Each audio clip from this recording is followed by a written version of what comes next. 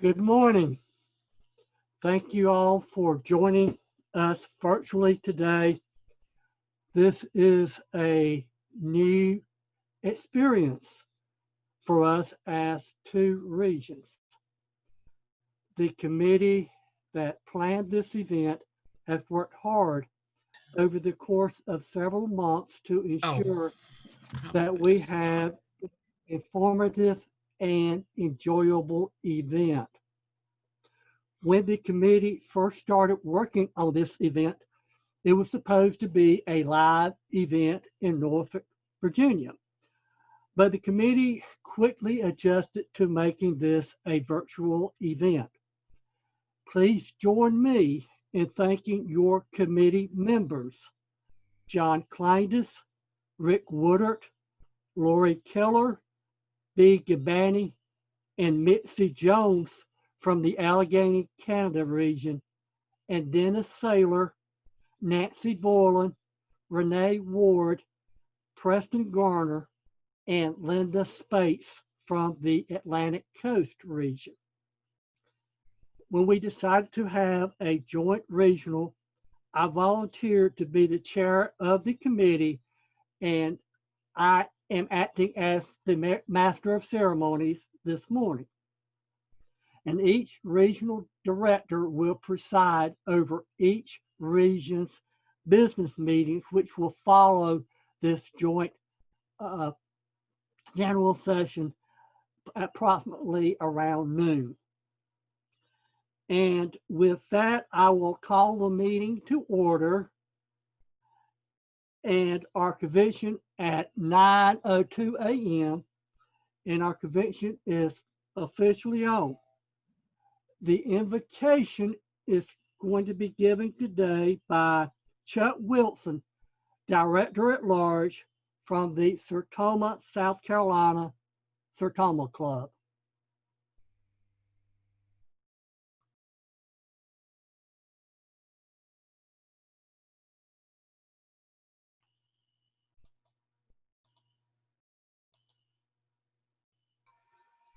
John, I don't see Chuck on as a. Okay, well, we'll wing it then. I will say the invocation then. Let us all pray.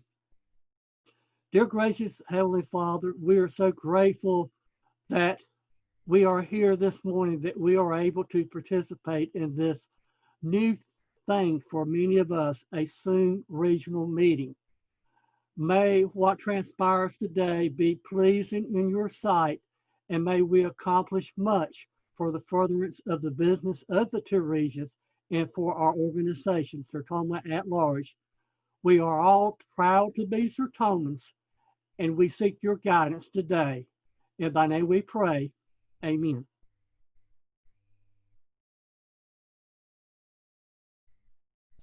Okay, thank you to myself. And now to lead us in the pledge of all Sertoma nations will be Maureen Williams, lead mission specialist of the Carlisle, Pennsylvania Sertoma Club. Good morning, everyone. While typically we would all be sharing in this together face to face, I do still ask that you join me as I read our pledge to all Sertoma nations. Please stand, put your hand over your heart, and face the flags of your country. Allegiance to the flag of my country and to those principles for which it stands, to honor and respect the laws of my country, and dedicate my service to maintain and protect the freedoms we enjoy under God. Thank you, Maureen. At this time, I would like to recognize our current, past, and maybe even future leaders of our organization. We are pleased to have with us today Daryl Ching, who is coming to us from Hawaii, where it is somewhere in the wee hours of the morning. Thank you, Daryl. B. Gabani, who is our treasurer, Sertoma treasurer.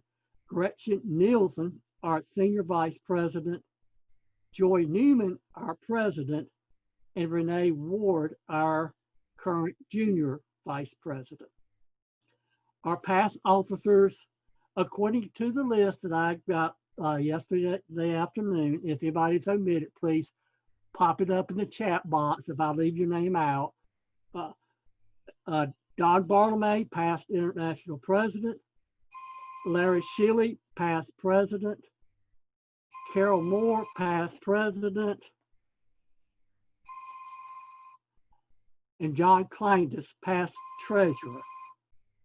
Current board members that we have with us are Cindy Markham, Director at Large, Steve Brown, Director of the Great Plains Region, Lucy Stolfi, Director of the Southeastern Region, Susan Love, Director at Large, Steve Dawson, Director, Mountain West Region. Past board members we have on the call today: Bud Osborne of the Southeastern, Steve Etheridge of the Atlantic Coast region, or former Atlantic region, Maureen Williams of the Allegheny, Canada region, Nancy Boland of the former Allegheny region, and Preston Garner of the Atlantic Coast region. Past governors and state directors we have are Joby Castine, David Oppenheim, Greg Cooley, Chris Wagman, Bill Clapp, Michael Vanuga, Russ Flaubert, Jack Stern, Sandy Waterman, Linda Spates, Michael Patashma. And we have a past Hearing Charities of America officer in Geneva Britt, and maybe Jim Shark is on the call. If he is a past president also.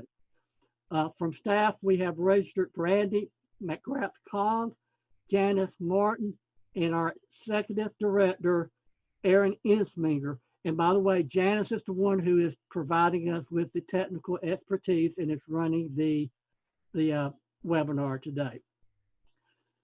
And if there are others, please let me know, and I will try to acknowledge you at some point during the day. And they are all VIPs, but our real VIPs are the persons that are attending a regional convention for the first time. And with that, I introduce you to Sandy Waterman and Maureen Williams, who will speak directly to our first timers. Good morning. Good morning. Good morning. Hello to our fellow Sertomans in the Atlantic Coast and Allegheny, Canada region. It's so nice to see that so many of you were able to join us in our first ever virtual regional convention. This is your official first timers presentation, and guess what? This year we are all actually first timers. That's right. As the first ever regional convention, we all qualify as first timers. So this is for you. While we can't run around doing scavenger hunts or collecting signatures, we can still have a great program. So we're going to just introduce ourselves to you real quick. A little background. My name again is Sandy Waterman, your first timer representative from the Atlantic Coast region. I'm a charter member and the current club president, anytime club president, of the Fredericktown Sertoma Club located in Frederick, Maryland, where I've been a member since 1991. I'm also a charter member and officer of the Camp Sertoma Club of North Carolina, Virginia, Maryland, I think is what we call it. And I'm a past district governor and a life member too. So my first regional convention was in 1991, just a few months after our club's charter. And boy, was I a babe in the woods, literally, just out of college, drafted into this service club, which I knew very little about. I agreed to attend this long weekend meeting in Richmond. Well, it was truly a weird experience for me, in many ways, memorable for sure. And I was so much a first timer in every sense of the word, but it stuck like glue, and the rest is history. In all those years since 1991, I've only missed one regional convention. And that was just this last year because I had a chance to go to Scotland, and I'm sorry, Sertoma, Scotland won. Well, no doubt it won, Sandy, because if I had a chance to go to Scotland, I would have bypassed a regional too. Yeah, Hi, everyone. I'm Maureen Williams. I'm representing the Allegheny, Canada, Sertoma region. I'm a charter member since 1998 of the Carlisle Area Sertoma Club, and I'm also currently the club treasurer, and I've been a past president as well. I've really enjoyed attending regional conventions. My very first one was in the Millennium in 2000. And I remember being told by the then international director, Joe Feidler, that at the regional conventions, I would meet my next best friend. And believe me, I have met hundreds of you all across Sertoma land. One of the things that I really enjoy was helping host first timers. And joining with the fellowship and fun. And we know that you're not going to be able to get exactly the same experience, but we're here to help you out as we do this virtually.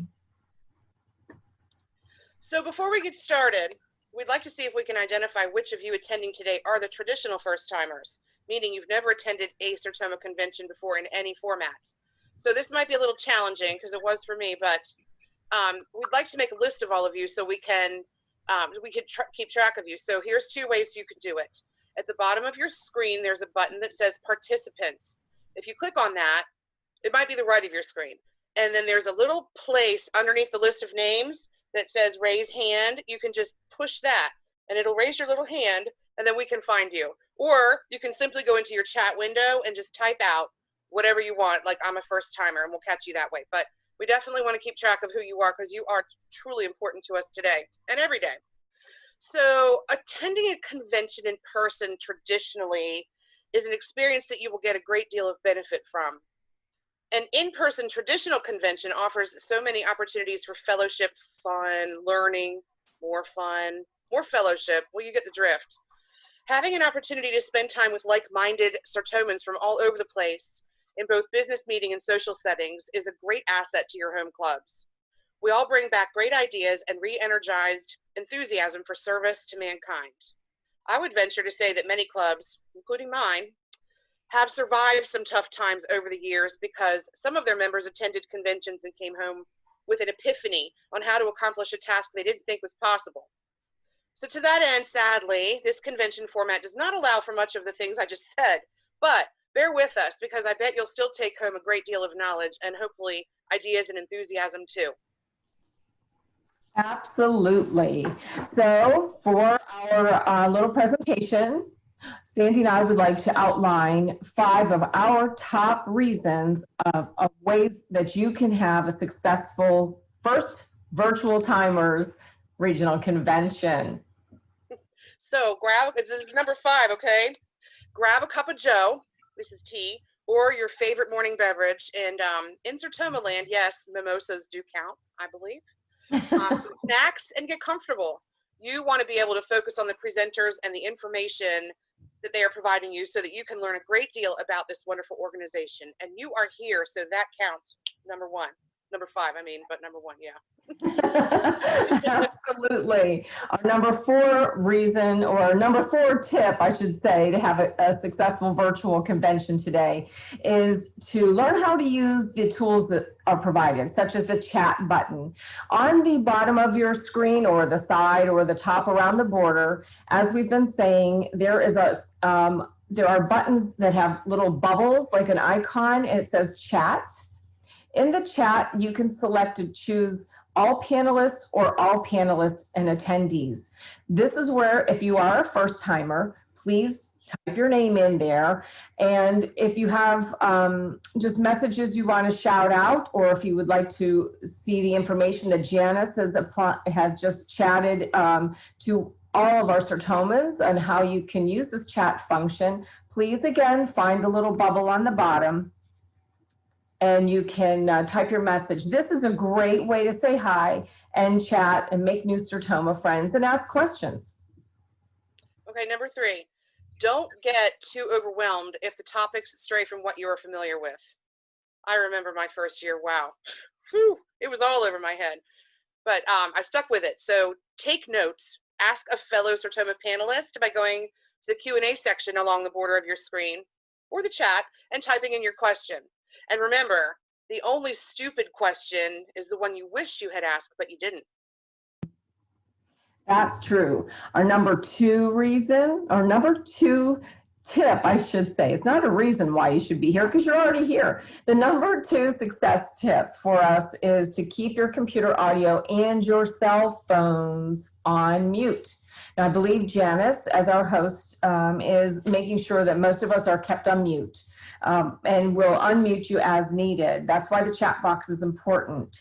But make sure that you stay focused on what's going on because you don't want to be caught sleeping.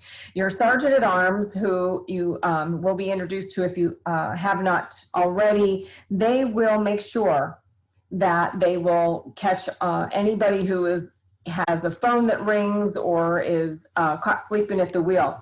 If they offer fine insurance, this was something that was foreign to me as a new Sertoma member. Well, if they offer fine insurance, it's usually a good idea to take it. We only ask for a $5 donation, and it is a donation that goes to your Sertoma annual fund. Now, of course, if you want to donate more, please go right ahead. Please make sure you pay attention throughout the session. We will be giving ways that you can donate through text or through links. Sorry. She wants you to buy fine insurance. Okay. So, one more thing. Yep. Most importantly, yeah. Number one.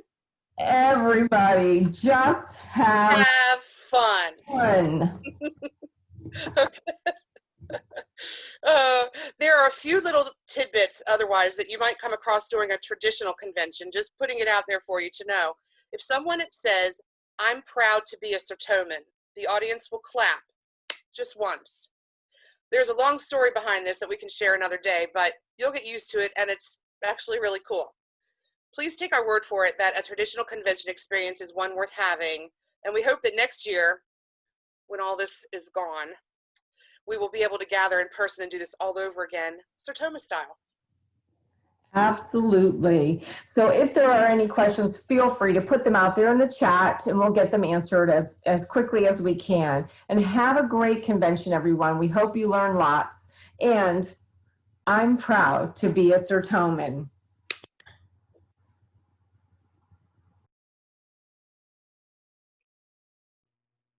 Thanks, everybody. Thank you, Maureen and Sandy, for that report. And if you will look at your chat screen right now, you will see there is a button where you can make a donation to the annual fund to pay the fine insurance.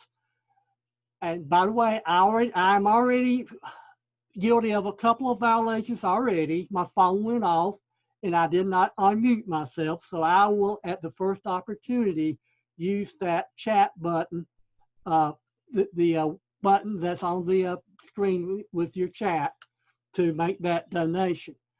Our Sergeant at Arms for this event today are John Kindness and Preston Garner. Do you want to say a few words?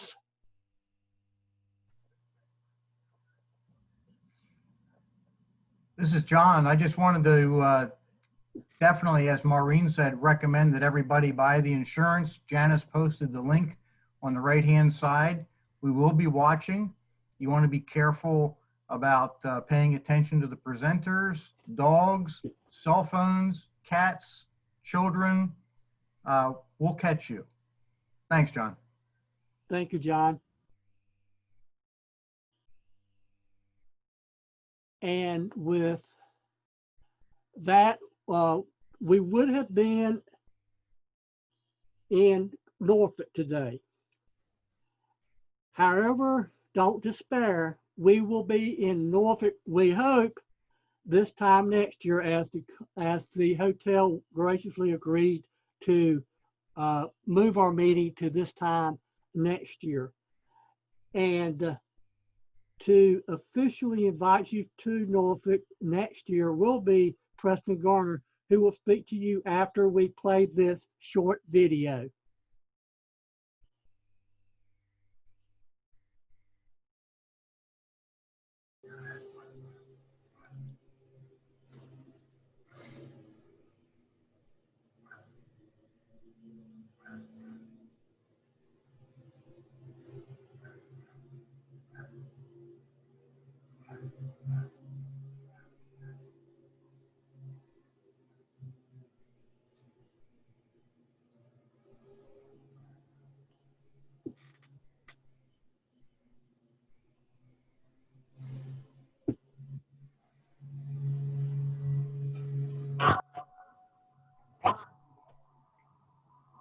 on all sides. Historic rivers that were America's founding highways converge right in Norfolk. Beaches that are the envy of the East Coast are minutes away. The mighty Chesapeake Bay is next door. Not hard to see why we're called the Virginia waterfront. There's no shortage of this stuff around here. 144 miles of shoreline to be exact. Our harbors are home to the Navy's biggest ships. And even bigger fun with events, concerts, and some things that may be a bit harder to explain until you do them. Some of the nation's best music and art flow through Norfolk in a steady stream. And while we're still talking liquid, our craft breweries are tapping some hopalicious specialties found nowhere else. And Virginia's only urban winery is pouring a glass of your favorite vino right now, and you're missing. When it's time to eat, grab a menu and do it like a local, with seafood right off the boat and everything else fresh off the farm. So here's the deal. You can visit a lot of places that offer a Me Too experience, which quite honestly isn't that much fun when you think about it. Or you can seriously get your feet wet.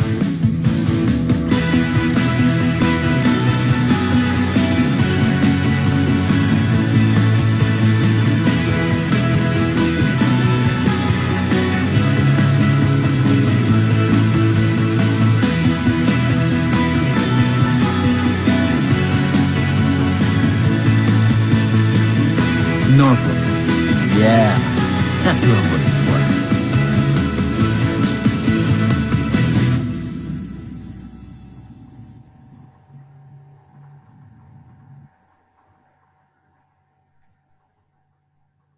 Preston, you want to say a few words now? Sure, I'd be glad to. After seeing that video, I want to go back downtown. It was, the interesting thing is, although we've had the pandemic problems, very few of our restaurants and whatnot have been impacted downtown to any great extent. So things are still happening, and I guarantee you we'll be come back next year. As Sergeant at Arms of the Atlantic region, I've already been taking some notes, and regrettably the guys came to mow the lawn at the time my dogs were out here with me. So I'll be finding myself twice for that because I have two dogs. I apologize for that. But also, John and I have talked a little while the other day, and we have very long memories. So next year when we come to Norfolk, we'll be ganging up on everyone. So I do invite everyone to Norfolk next year. It's a great area, and I'll be glad to tell anybody about things going on and help them and guide them any way I can. Thank you, John.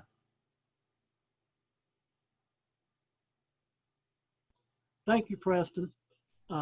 And we're looking forward to having fun in Norfolk next September. I don't have the official dates, but you'll be getting communications all over the course of the year. Next up, we are having our education training session, which is an integral part of any convention, is the training and education of our members. To lead our training this morning is Nancy Boylan, Certified Trainer of Sertoma. Nancy, the floor is yours. Thank you, John. I'm trying to get my picture. Janice, I think I need your help so I can show my picture.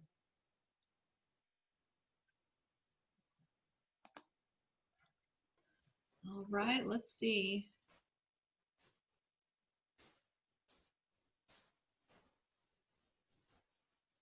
There you are.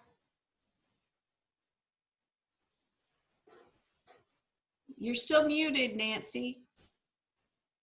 Muted myself. There we go. Hi, everybody. As John said, I am Nancy, formerly Fay, now Voiland. I was originally a Sertoma member in Dryden, New York. And let me just click something off my screen. So originally, I joined Sertoma in Dryden, New York in 1989. Then I moved to Raleigh, North Carolina in 2006. So for 14 years, I've been a member of the Raleigh Sertoma Club. And then I also joined the Camp Sertoma Club of North Carolina, Virginia, Maryland. I am proud to be a Sertoman. Now, this is a panel discussion, so we welcome your questions. We do have 4 panelists who will be on. I'll introduce them in just a minute. We do hope to have your questions throughout the next hour. We do want this to be very interactive. And some interesting things are happening on my screen, but regardless, we do welcome your questions. So use the Q&A function to ask your questions. We'll be answering some of those questions in the Q&A box. We'll answer some other questions live right here by voice. So some things to keep in mind. So no matter what stage your club is in, if you're not meeting at all right now, if you're meeting virtually, if you're meeting face-to-face, if you're doing some combination, one of the most important things for all of us to do is to keep in touch with our members.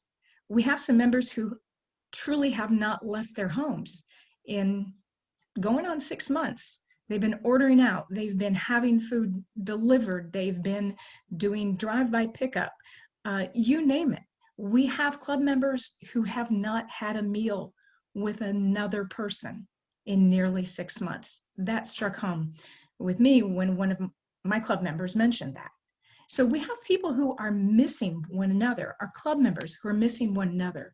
So no matter what we do, reach out to our members via phone, email, text. Tell them, hey, I'm going to swing by. I'm going to wave hi from your front door. Okay, I'm going to wave hi to you from the street. That human contact is what we all need. So keep that in mind during this crazy time called a pandemic, and just stay in touch with everybody. We need each other as much as, and perhaps more than, others need us right now. So with that said, let's go ahead and dive in. Again, we do want your questions via Q&A, and I am going to be sharing my screen in just 1 minute.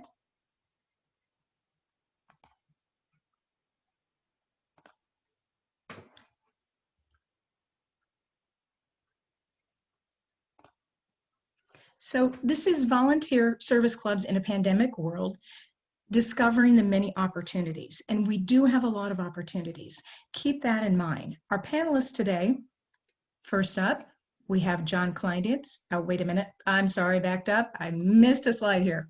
So we're going to divide this into sections. So we're going to talk about meetings, and then we're going to move on to fundraisers. And then we're going to move on to sponsorships, because some of our sponsorships are changing. And then we're going to talk about our bright future. Now for our panelists, and we'll have everybody unmute themselves, and Janice will make it so we can see video. So we have John Kleinditz, Sertoma Club of York, that's in Pennsylvania. Caroline MacArthur, Uptown Sertoma Club of Spartanburg, South Carolina. Rick Vandiver, Wade Hampton and North Lake Sertoma Clubs, South Carolina. And Maureen Williams, Carlisle Area Sertoma Club in Pennsylvania. Now, our panelists collectively come from large and small clubs and have ideas and experiences that will help all of us. But remember, we are in this together, so please let us hear from you via the Q&A. So let's get to it. We can all see this. Thank you, Uptown Sertoma of Spartanburg, for having this on your website. We all feel this. Due to COVID-19, our in-person meetings have been canceled until further notice. Please stay tuned as we monitor this situation. Thank you for having that up there. So we're opening this up to all of the panelists. Let's see, Maureen, need you to unmute. John's unmuted. Yep. And I'm not able to see Rick and Caroline in my, but we're going to go ahead and get started with everybody. Yep, Rick and Caroline, excellent. You're both unmuted. Thank you all for joining us, panelists. So we're going to have everybody, if you want to start in on the Q&A function, but we're going to have our panelists go ahead and talk. So we kind of want to know how many clubs are meeting face-to-face, how many are virtual, how many are doing some kind of a mix, have you incorporated Zoom? So Maureen, we're going to start with you. You have a unique situation in Carlisle. So tell us about how you're doing your meetings with Carlisle area Sertoma. Well, initially, we actually had our meeting in March right before the shelter in place orders happened in Pennsylvania. And so we were lucky enough to get March's meeting as a group done. In April, we didn't have any meeting. But we did take advantage of Sertoma's offer to use the Sertoma Zoom, and we held a board-only Zoom call initially. By May, we were doing the Zoom meeting for our board, and then by June, we actually met in person as a board, and then we invited our members to attend our second meeting in June if they felt comfortable. And that was the key thing. We were very respectful of everybody's wishes to stay safe based on their health situation and their work situations. So, but we now still, you know, we have our own clubhouse, which is great. And so we have the opportunity to make sure that it is cleaned thoroughly, that we have the chairs spaced out in our 6 feet. We have hand sanitizer at all of the seating areas. We ask people to, you know, wear gloves. We're not trying to, you know, like share things. And we do ask to have you wear a mask when you come in the building once in place while you're speaking. Some of our members were having trouble reading lips, as you know. So we did, you know, have members taking masks off if they were eating and or speaking so that everybody could hear them. But we had a really good response by June. People were anxious. We were afraid we were going to lose engagement. So I think everyone was excited. Okay. And John, you have a different situation. Now you're a dual member Sertoma and Rotary. Yes, we're going to talk Rotary because John is very, very active in both. So John, tell us about your combined and maybe separate experiences there. Sure. Well, starting with the Sertoma, we're a fairly small club, but obviously we stopped meeting in March. Tried a couple of virtual meetings that were not real successful. We did that through Sertoma. We did do our board meetings virtually through a GoToMeeting account. And as of August 6th, now actually, and backing up, we meet in the banquet facilities of a hotel. So they closed their banquet facilities. So we didn't even have an option to go there. So starting in August 6th, they opened up, we started going back to face-to-face. And that's been, in my opinion, pretty successful. We're getting very good, actually almost back to normal attendance. I think everybody did want to get back together again and see each other. So that's the experience with Sertoma. We are meeting every other week, and the hotel obviously has their COVID requirements. You wear masks going into the facility until you sit down. They have spacing at the tables. They plate the food now, not a buffet style. So it's a change, but it's really nice being back and having everybody see each other. Virtual is okay. In person is much better. So just flipping a little bit to the Rotary and understanding that the Rotary Club I'm in is about 330 members. It's the 23rd largest Rotary Club in the world. We have just last week was the first back to face-to-face meeting at the Country Club of York, and they limited it to 25 people. So it's a very tightly controlled, but they do a virtual meeting with a speaker every Wednesday. So the club has not stopped meeting, but they meet virtually, and they're slowly getting back into going back to face-to-face, but that might still be another couple of months. So two different experiences, but people are making it work. Mm-hmm. Good. I like the face-to-face much better. Good deal. And Rick, we're going to go to you now. You are a member of two different clubs, slightly two different approaches there. So what is going on with both of your clubs? Well, good morning, everybody. We like most of the clubs. did shut down immediately because this pandemic was such a dramatic event for us. But we quickly realized that we did have to stay in touch with each other because the world still needs Sertoma. So we immediately tried to learn how to use the Zoom software, and we were successful with that. We had 2 or 3 members who really got onto that right away. So we started back up with virtual meetings in the North Lake Club first, and then the Wade Hampton Club shortly thereafter. So both clubs are relatively small, but we have had virtual meetings in both regularly since about March. In the North Lake Club, we have also had several speakers join us via Zoom, and that worked out extremely well. In one situation, we had 2 speakers joining us from different locations, and that worked extremely well.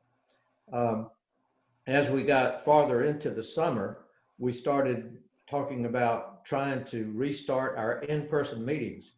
So at North Lake, we had a member who reached out to several restaurants, and we found a location that would provide us with a private dining room, a separate server, and would allow us to be socially distanced in a private area.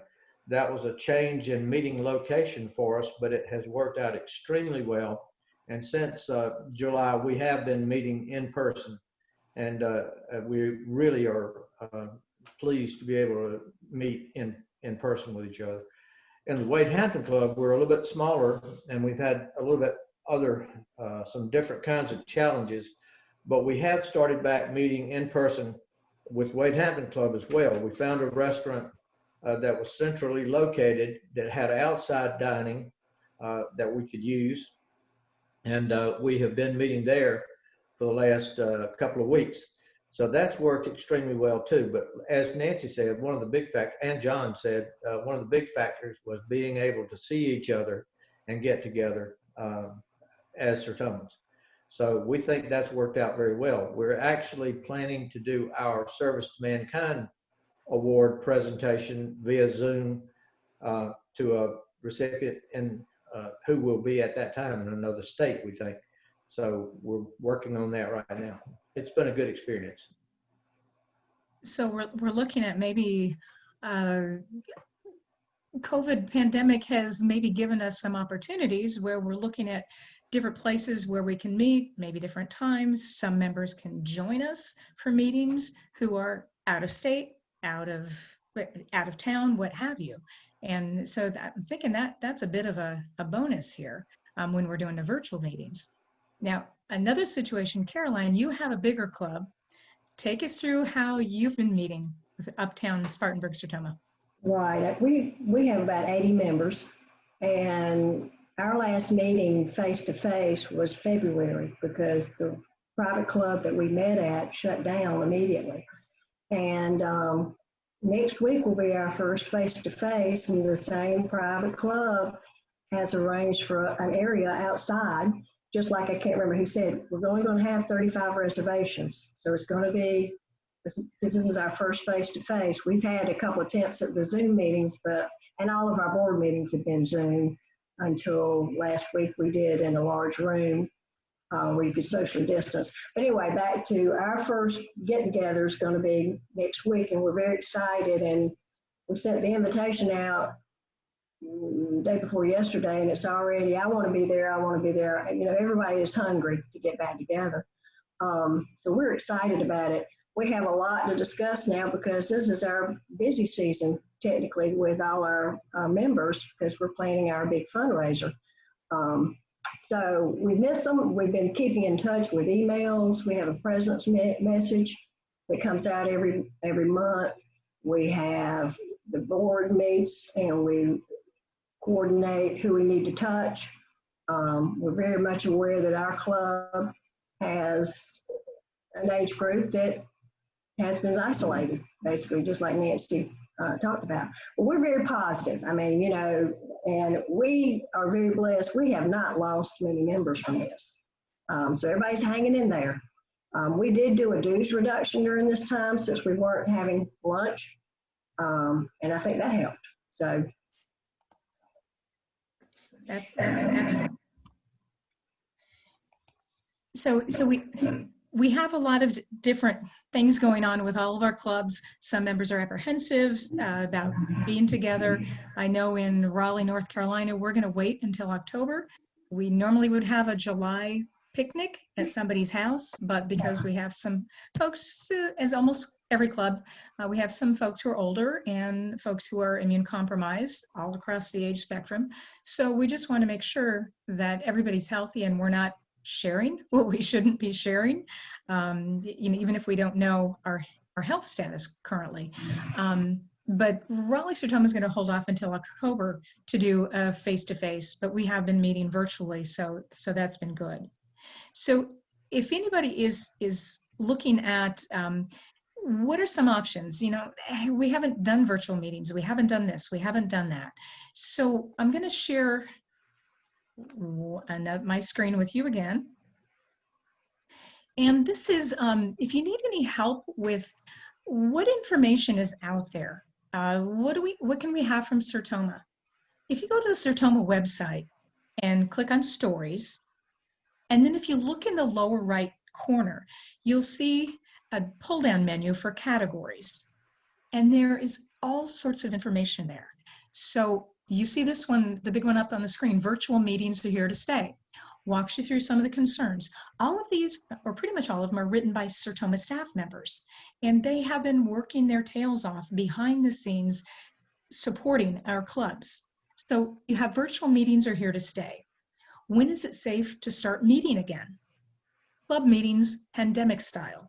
So if you're looking for anything you might be able to do meeting-wise, what are your options? How can we get more support?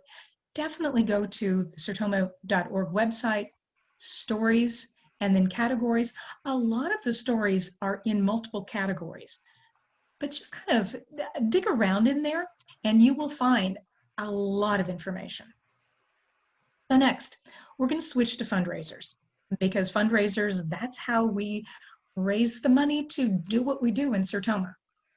So we're wondering how many of you have had to cancel a fundraiser, have had to repackage a bit, any concerns that your clubs have had about altered fundraising opportunities.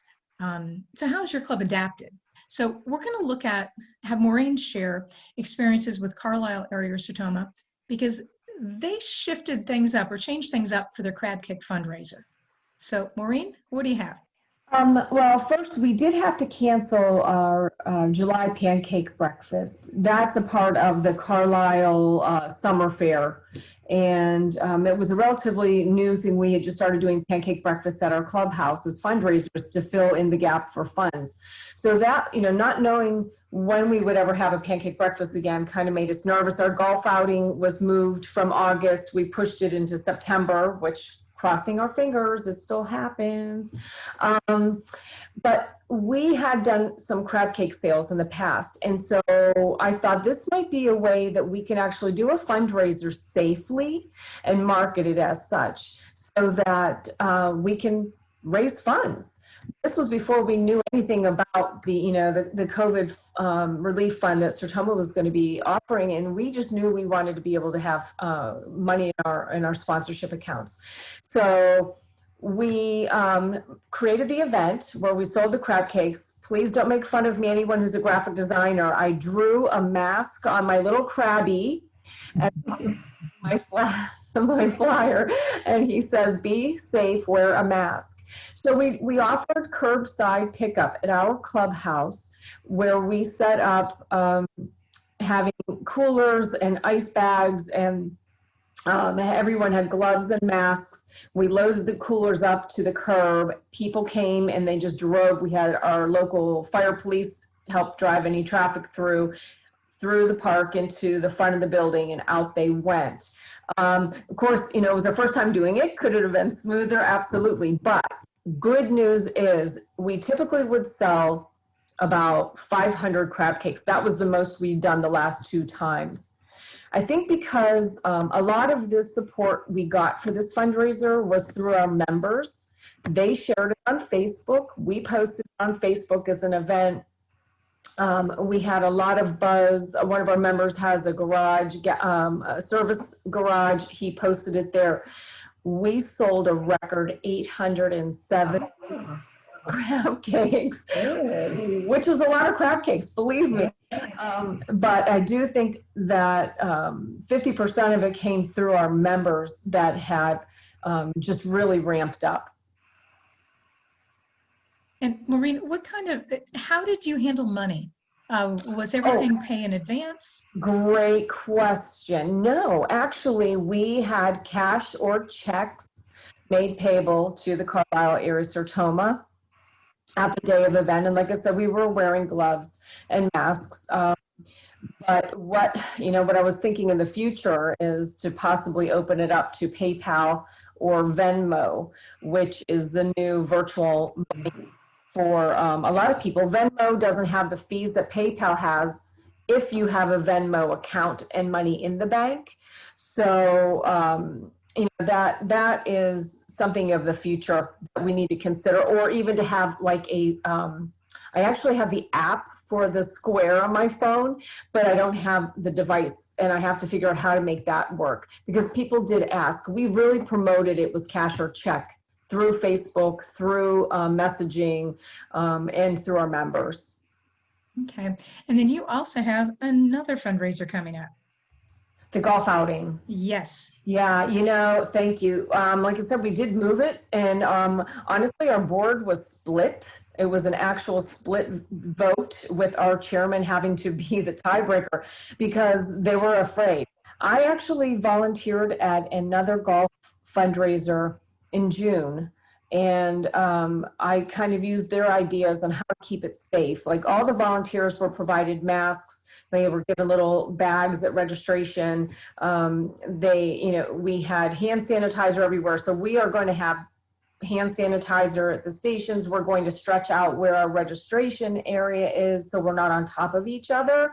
We're going to enforce the spatial regulations where we can. All of our servers, we will have gloves and masks on. We won't let people come and get their own food.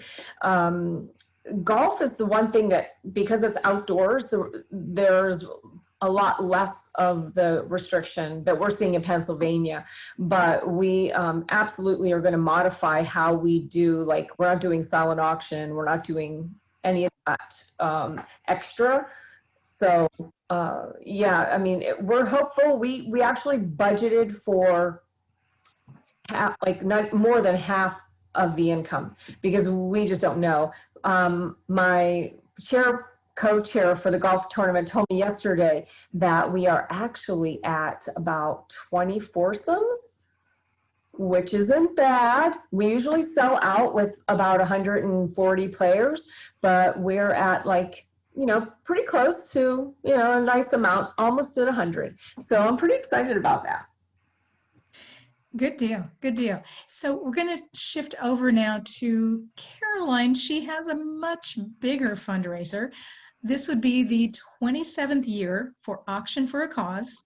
And Caroline is the chair of this event that normally draws 700 to 800 people in person. So Caroline, what are you going through? Well, this has been a leap of faith, y'all, because this is, last year, just to let y'all know, we raised over $91,000 and this benefits 6 agencies. One of them is our Camp Sertoma. 5 of the local agencies are the ones that, we're the organizing group that helps the agencies. We don't get the goods. They can find the donations for all. We normally have over 500 auction items. So trying to get our heads around this and now this, we were already looking with a company about not doing manual bidding, but the automated bidding. And I'm sure y'all might have been to some fundraisers where you have your smartphone with you. And another nonprofit, yeah, see the crowd? There's a lot of energy during this event, and that's our biggest fear, is you lose some of that energy, because these are repeat people. We time it for Christmas shopping. So, and we've had more people tell us they save up for the year to come here. But anyway, back to, we got word about One Cause fundraising, which is a company that's been doing this for a while. It's being used by another local nonprofit. And this is, yeah, there we go. They've been a godsend, quite frankly, because we're not just doing one auction for one agency. We're going to have 5 different locations for picking up the goods. There's opportunity for confusion. So we need to, and there's custom to what we're doing. They have tutorials. We just now got our hands-on, hold our hands person who's going to just walk us through. We had to build a site, which we've done partially using our own catalog. It's very interactive, but people have to register. I know sometimes people of our age group, which is primarily the group we attract for auction, are not as tech savvy or not as comfortable going online with doing things. So, that's our biggest thing, is how can we draw that person who's been coming for 20 years to come bid, register and bid. There's opportunity on Twitter, Facebook. We've actually been building an email group of we think it's probably now about 400 to 500, 600, we're not quite sure, nobody's actually manually counted it, but we're going to do an email blast to these people that we've gotten their email address off like the past 3 years ticket sales. Because, when you register to bid, we want to be able to reach you in case you don't pick up your item. So we've got history with this, that's 27 years of history. But our biggest concern is getting people comfortable going online and bidding, and then understanding is all the goods are not at one location.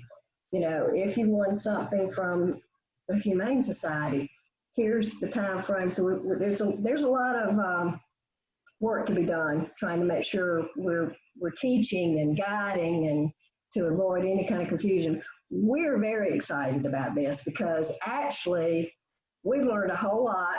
There's some pieces of this that even when we go back face to face, we're probably going to take with us. There's a lot of online technology that's a boom. This bidding online, we normally have 150 volunteers that night. Wow, and that's hard, and we're working hard on that. And a lot of these agencies, they provide about 70 of the volunteers. So this is very manual, hands-on, and now we're taking it into almost no hands-on. So, but we're excited, and I was telling Nancy the other day, our creed right now is we're going to be successful. We just don't know how successful we're going to be this year because there's not so many unknowns. But we're learning a lot. We've got a good following of people that love auction for a cause. The agencies are fired up. And I mean, this has been a learning curve for me, big time. I'm the one that they use as the dummy down model. So if I can understand it, most people my age will get it. So we're excited. And we hope, our goal is to hit 1,000. That's what we would love. The nice thing too is that we've had to limit the agencies on how many items they have because we only had like a football field of space. Now they can do whatever. Y'all, it's really so easy. If I could just tell everybody and show everybody who loves it how to do it, you can pick your favorites, you can shop by category, it's really wonderful. If we can just get the learning curve up, that kind of thing, get the word out. So I'm excited, and I know our club is getting excited, and wish us luck. Absolutely. And so you have a website that you're working with, onecause.com. And we showed that and, kind of the mock-up. It's not live yet. Right. When do you hope it's going to be live? Good question. Fingers crossed. Well, we have a website already that's Auction for a Cause and it's with a 4.net. And we have a patron base that is used to that. So we're going to do the link to ours right there. So they're going to familiar regions initially. We're going to build it with some. Now this is what our catalog looked like last year, and so this is what it's going to look like on the One Call site. So you would click the link, you register, you can browse your items, you can make a donation, you can find out who we are. We've got a great customer. We've already, we normally get about 20-something thousand in sponsorship. Mm-hmm. We're already halfway there, not doing anything, just because our sponsors just know it's a good event and it stays in our community. And that's what I love about it. So. And Caroline, how have you shifted? I'm guessing face-to-face, you probably dealt with cash, you dealt with checks, you dealt with credit cards. Now, how will the money be handled? It's all registered. What? Yeah, it's all credit card. And when you sign up with One Calls, you open a merchant service account, and it's linked. And so all of the funds, when you register as a patron, you're going to put your credit card in. I mean, just to register, even if you don't, and it's safe, it's going through a secure system through One Calls. And then once you win the bid, bam, then you get this great email that says, you've won the Green Egg Grill. You can pick it up. We're going to add Humane Society, whatever, and it's going to say wear a mask, we'll practice safe distancing. It's going to tell you, it's really, in theory, it's just us getting through all the steps to get those things down that we want to do. Like I said, we're very excited about that. But it is 100% credit card. Very good. And I'm guessing that shifting to One Cause, excuse me, there's a cost, yes? Yes. But it's reasonable compared to, well, you couldn't have your. Let me just give you our budget last year versus our budget this year. Our budget last year was $16,000.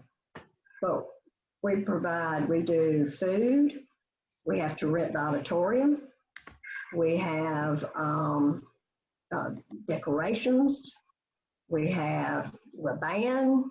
I mean, we have all these fun things.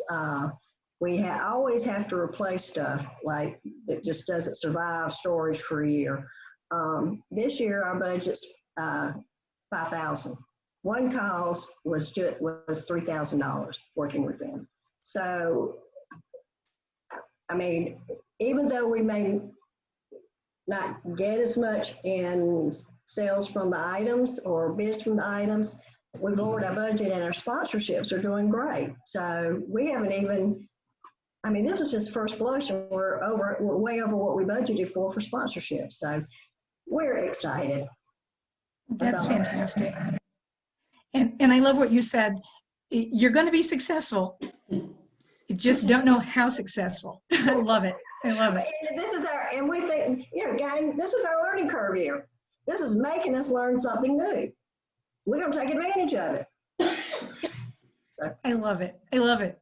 So your budget is much more than what a lot of smaller clubs, any smaller club probably is looking at. I just want for John and for Rick to maybe touch base on, you have some smaller clubs, and how is your fundraising going? Is it going at all? I'll take it first, Rick, because I have not much to say. We had no fundraisers planned, so there was no interference with any of our fundraising. Short, sweet, to the point. Rick, how about you? We had kind of a two-part fundraiser that we kind of relied on.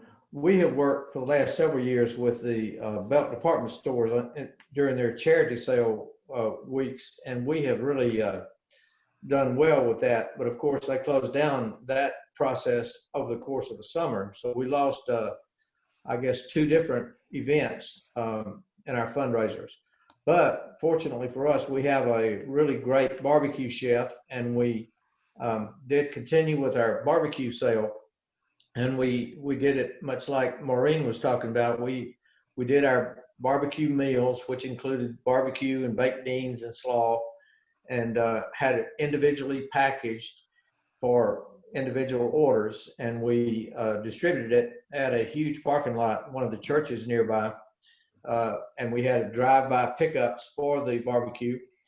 They paid in cash at the site. We had orders by email, by phone, text, in person. We had all kinds of ways of ordering the barbecue, and that worked out pretty well. We are going to be continuing with our barbecue fundraisers as we move into the fall, and we look forward to that. I wanted to just give a round of applause to Caroline. It sounds like they've got a great event, but I also wanted to put in a plug. One of the things that we like to do, we have a Camp Sertoma website and a Camp Sertoma Facebook page. And Caroline, if you can get me some information and links to your website, we will be glad to share those in our coming events section so that we can support each other in our fundraisers. So it sounds like there are a lot of really great things going on, both at Maureen's Club and Caroline's Club, and soon to be John's Club and ours. So we want to support everybody we can.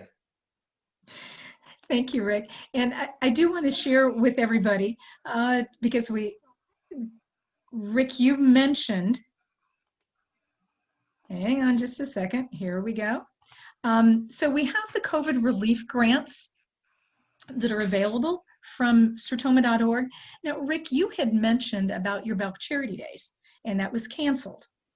So Raleigh-Sertoma was in the same situation. So we said, okay, based on cancellation of 2 of the fundraisers so far, and we were anticipating the fall one being canceled or at least diminished greatly.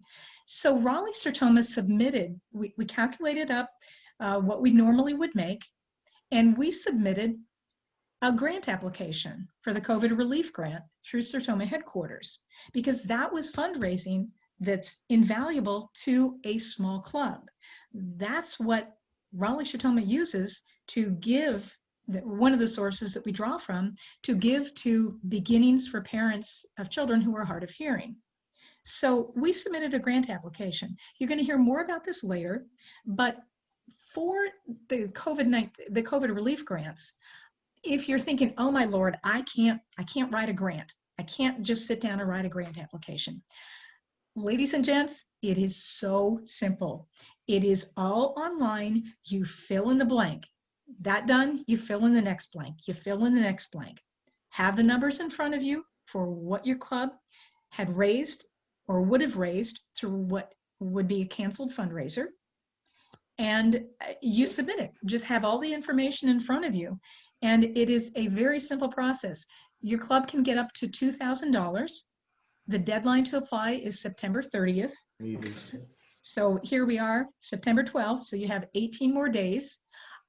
As of earlier this week, about half of the money had been given out. There was $250,000 set aside. Earlier in the week, it was about $125,000 still left. So there's still funds left out there if your club had to cancel a fundraiser. So that's something to think about. Nancy, I want to back up. Go ahead. If I could just add real quickly, our Wade Hampton Club is a small club, and we have been doing a train ride, the Sertoma Express train ride and barbecue. And that was our huge fundraiser for that small club, and we missed that completely. So the COVID relief fund could be a huge asset for us. Yep. Have whoever normally is your chair submit a grant application immediately. It is so quick and easy. One thing I'll mention, if you were planning a Celebrate Sound event, so Raleigh-Sertoma was planning a Celebrate Sound, a physical face-to-face Celebrate Sound event. We turned it virtual, and we've kept it open. We probably will still have some funds coming in. We've raised in excess of $8,000 with the virtual. So absolutely, everything is in place that people can give online. Now, if you need some resources, again, we're going to direct you to sertoma.org, and your club can still help your community. There are virtual fundraising ideas, there's crowdfunding, there's online auction. Just take a look, read through there. We have a lot of information that our Sertoma staff is working hard to get out there to everybody. So I'm going to catch up. Just so you know, when I'm sharing my screen, I can't see any of the questions coming through. So I'm saying that need to describe fundraisers and financial planning to allow us to continue 2 years of legacy contributions. Preston, that's a good question. So everybody, I'm not sure that we can answer everything here today, but let's go ahead and, we'll continue the discussion offline and maybe share some of the information. I'm seeing Mitzi. Yeah, go ahead. Yeah, it wasn't really a question, it was a comment. Okay. As you know, we have some very large fundraisers that we could not do because of state's regulations. But through our financial planning, we were able to continue our legacy contributions in the neighborhood of about 50,000 in both years into next year. 2021 is going to be a challenge for us, but we were able to, just through good planning in the past, able to continue those two type of those legacy contributions. Good deal, thank you. And if anybody wants to look in the Q&A, Jean Schwalbert shared that Palmetto Sertoma sells greenery from Sherwood Forest Farms in Oregon each year.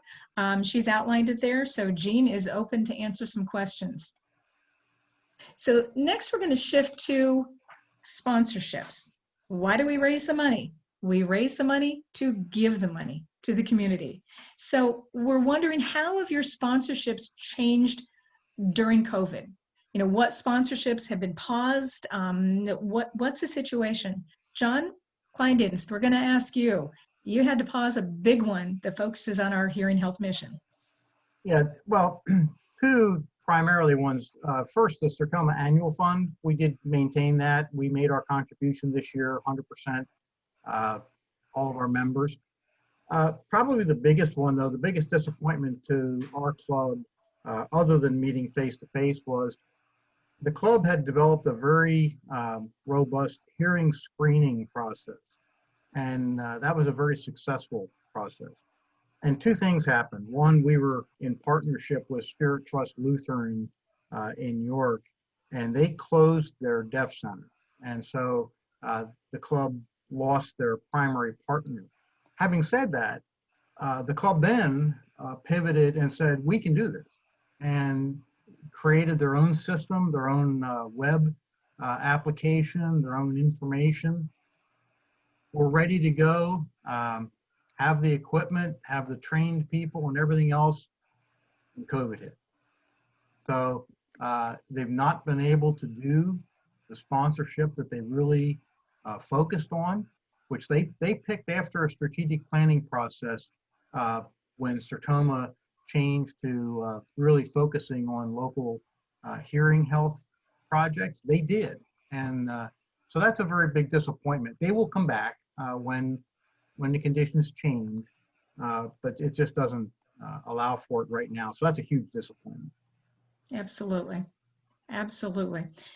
And Rick, with Northlake, you've, with your experience, how have your sponsorships shifted for Northlake? Well, like everybody else, we were really kind of caught unawares by this COVID virus, and we didn't know what was going to happen with a lot of the things that we were doing. One of the biggies for all of the clubs in South Carolina was our Camp Sertoma sponsorship. We had to actually cancel camp for 240 children this year. That was a big hit in some of the things that we really love doing. But we did manage to work with all the clubs around the state that sponsor children, and each club provided a backpack or a basket full of summer type activities for the kids who were supposed to go to camp. So we were still able to reach out change our major fundraiser or our major sponsorship and do some good there. We also looked at other things that were happening that were caused by the pandemic and other conditions around the country. And we started looking at ways that we can serve mankind differently.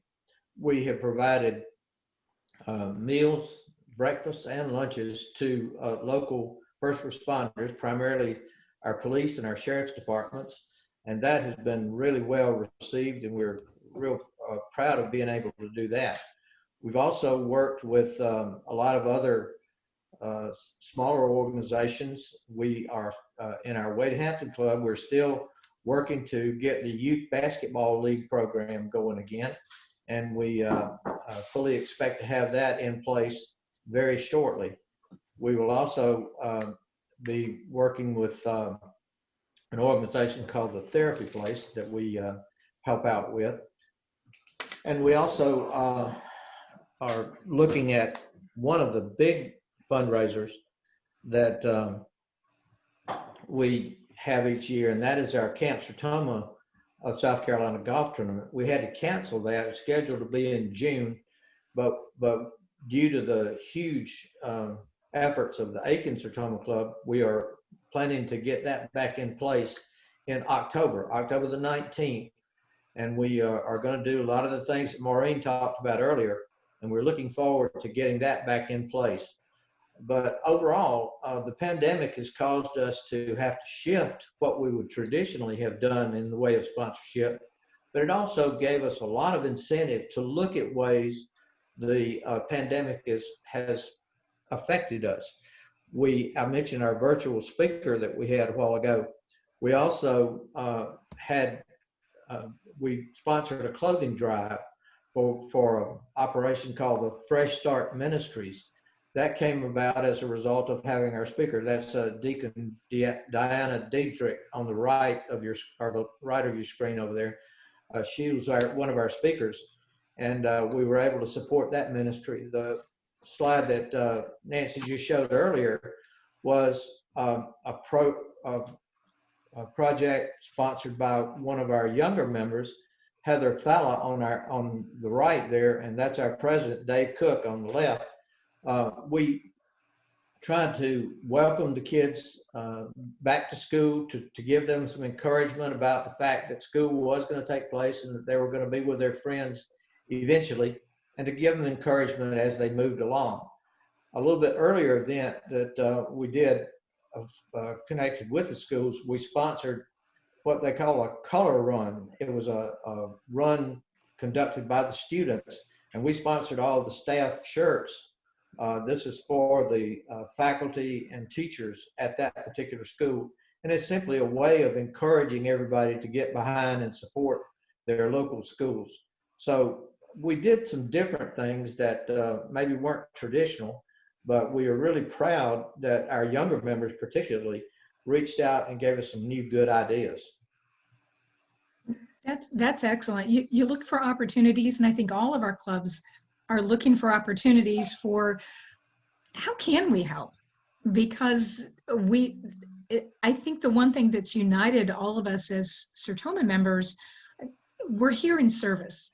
And when we feel helpless, we want to do something for others. So we look for opportunities. So it sounds like that's what your club did. You just look for opportunities. Yep. Caroline, how about you? You have your five nonprofits plus Camp Sertoma that benefit from Auction for a Cause.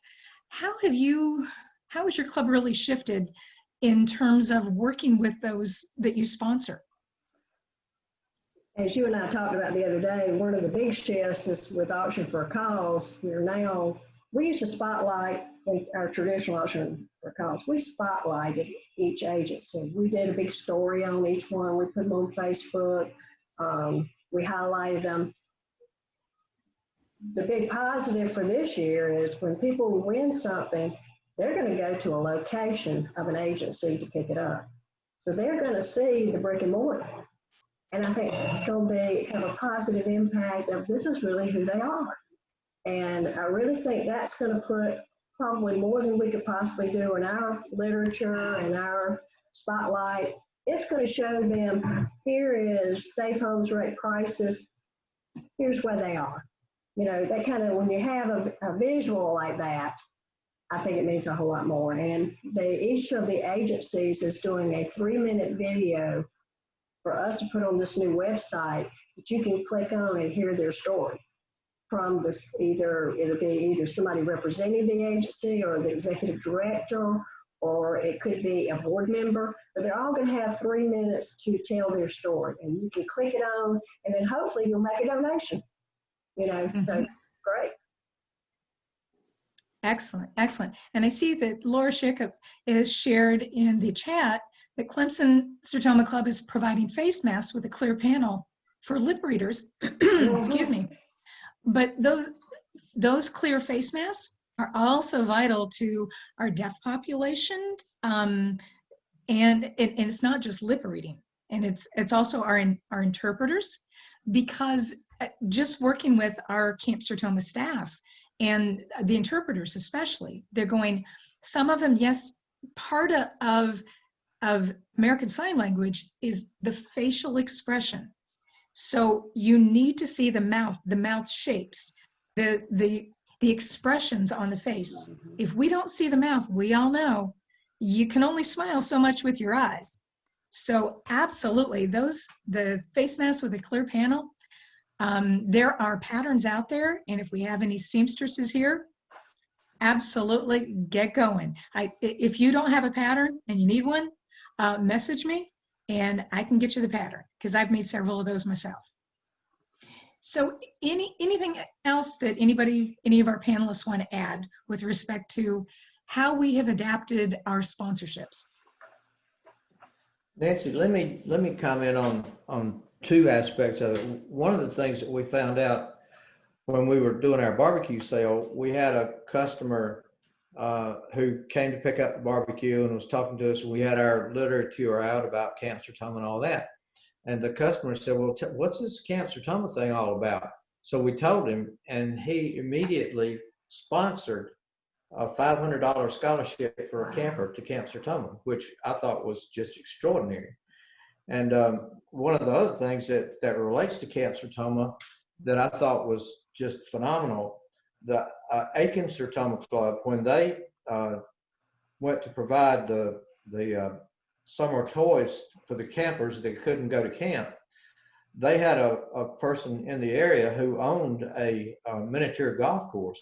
He heard about what they were doing and invited the Aiken Sertoma Club to bring the children to the miniature golf course, which was closed down for the public, and they were able to social distance and allow the kids to get their summertime toys, and also have a fun day at the batting cage and the miniature golf course. And I think that kind of adjustment on the part of all these clubs that around South Carolina and around the country are phenomenal. And I would encourage everybody that, particularly if you haven't done it, go to the Sertoma Members Corner on Facebook. If you want to see some phenomenal things that are going on, adjustments that are being made, that's where you can also really find out a lot.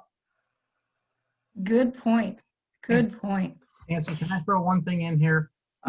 It doesn't really fall under sponsorships, but I think it's important. The committee work and the other work that the clubs do. In the New York Club, our club president reactivated an awards committee. That can happen even in this time of COVID. And so on October 15th, we're going to have an awards luncheon where we have 2 great recipients for the Sertoma of the Year and the Service to Mankind Award. So while sponsorship shut down, the club activities, which may not be sponsorships, but that Service to Mankind winner is certainly going to be thrilled to get an award, and we're going to get some great publicity out of it, we hope, and maybe some members out of it. So let's not forget about the other things that the clubs do. Absolutely. Good point. Good point. So I want to share one, well, we still have a few more items to share. Okay. So part of sponsorship, we're talking about National Service Project. We're going to hear more about this throughout the rest of the morning, but check out our National Service Project, Ways to Help, on our sertoma.org website. our National Service Project for next May, Better Hearing and Speech Month. For $300, your local club can be part of the National Service Project and have a info loop that you would receive to share with a local hospital or some such entity that really needs assistance in communicating when we are face-to-face again, but assistance with communicating and better serving clients, patients, etc. Also, so when we're looking at, if we're looking for other ways that we can volunteer, that maybe we're not doing so much directly in our club, but again, go to the Sertoma website and you're going to find volunteering from home, making your donations matter during the coronavirus pandemic. That one focuses on, you can see food pantries there. Just check it out for yourself and you're going to see so much information available to you. You want to mine the Sertoma website. There are so many new resources and new opportunities added frequently. And our Sertoma staff is really working hard for us. But also, Rick, thank you so much for mentioning the Sertoma Members Corner. We have a lot of ideas that are coming out there. So there are so many different ways that we can connect with one another. So I know we want to wrap up this portion of the program. We want to kind of look at the outlook. What is everybody's outlook for what our club is going to be? Many of us, in going into COVID, we kind of went, I want to stay home. I don't want to do this. I don't want to do that. But we have opportunities here. So I want to open it up to our panelists for kind of what is your outlook? How are we going to continue to adapt, or should we continue to adapt? And John, I want you to share an experience of what you are doing with that other club that you're part of. Okay, with the R Club, they're doing a strategic planning process update, which is a normal process for them. But there are two huge things that threaten, or not threaten, but really need change. And one is diversity, equity, and inclusion. So that's a big topic. The other is, what does the Rotary Club of 2 years from now look like? Because it won't look like the Rotary Club that was in existence before COVID hit. So what is it going to look like, and how do you influence, how do you get there? So what do you want to be, and how are you going to get there? So that's a huge thing. And the other, I'll just summarize thing. I loved Caroline's presentation on the fundraisers, because the clubs that adapt to this virtual environment and learn how to use it successfully are the ones that are going to survive.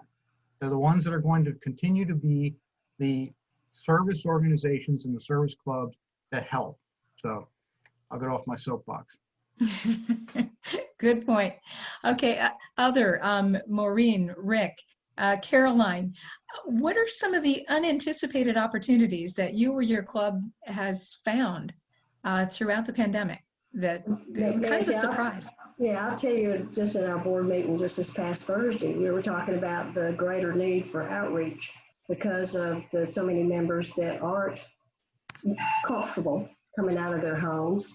And one of the ideas that we're going to test is, if you can't come to a meeting, you're going to get a postcard from us saying we missed you. And we have. I mean, we've missed seeing everybody, but we feel like there are a lot of people that may, you got to shut the back door. You can get all these new members, but if you don't shut that back door, you're not gaining. So we're hoping that will. So we've done a good job. I think we've got a good group that reach out to others. I know within the first 2 weeks of the pandemic, one of the other members called me and said, I just want to know how you're doing. Knowing I was touched. So that's one of our goals, is better and greater outreach. One of the things that Caroline also mentioned a little bit earlier was the due structure. And I mentioned the fact that both North Lake and the Wade Hampton clubs have had to shift their meeting arrangements. And that did give us an opportunity, because our dues at the North Lake Club had steadily gone up because of the cost at our meeting place.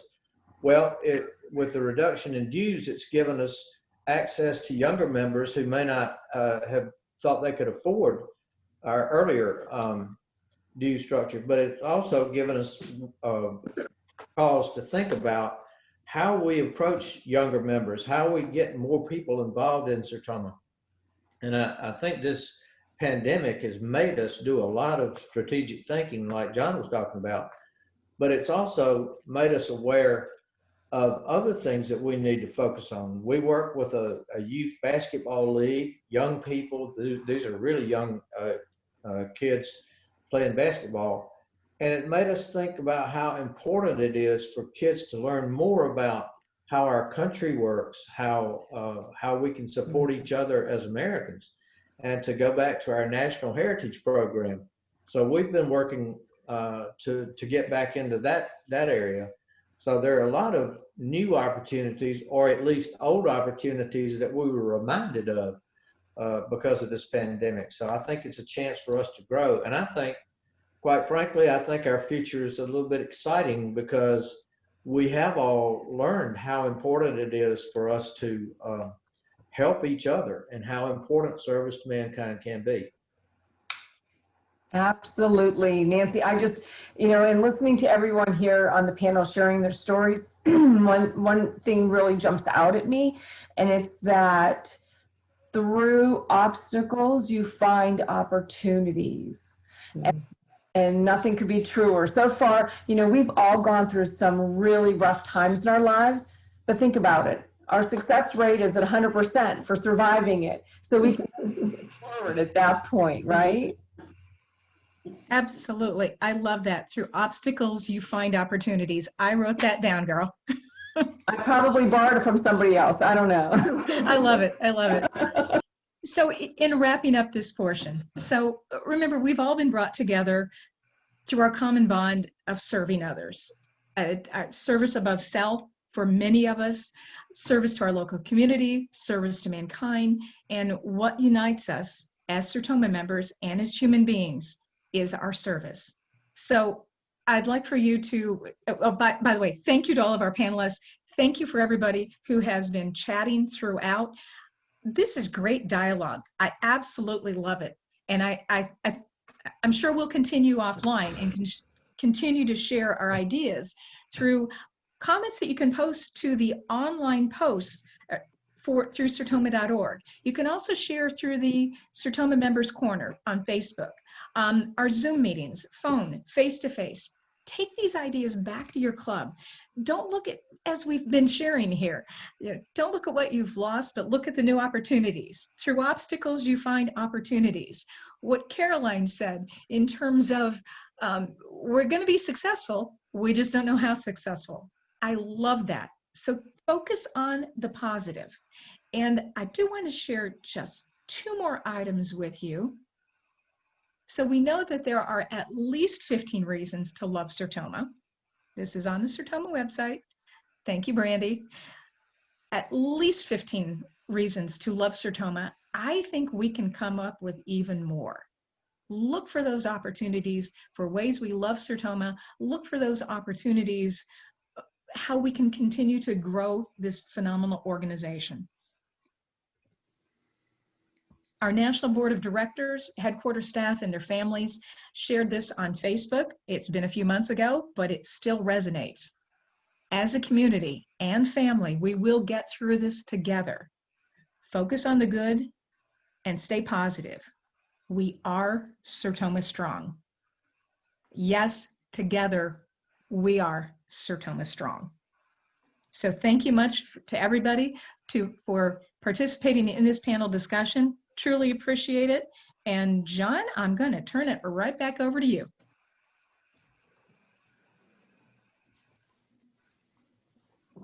Hello, am I showing? Yeah, okay. Okay, here we go.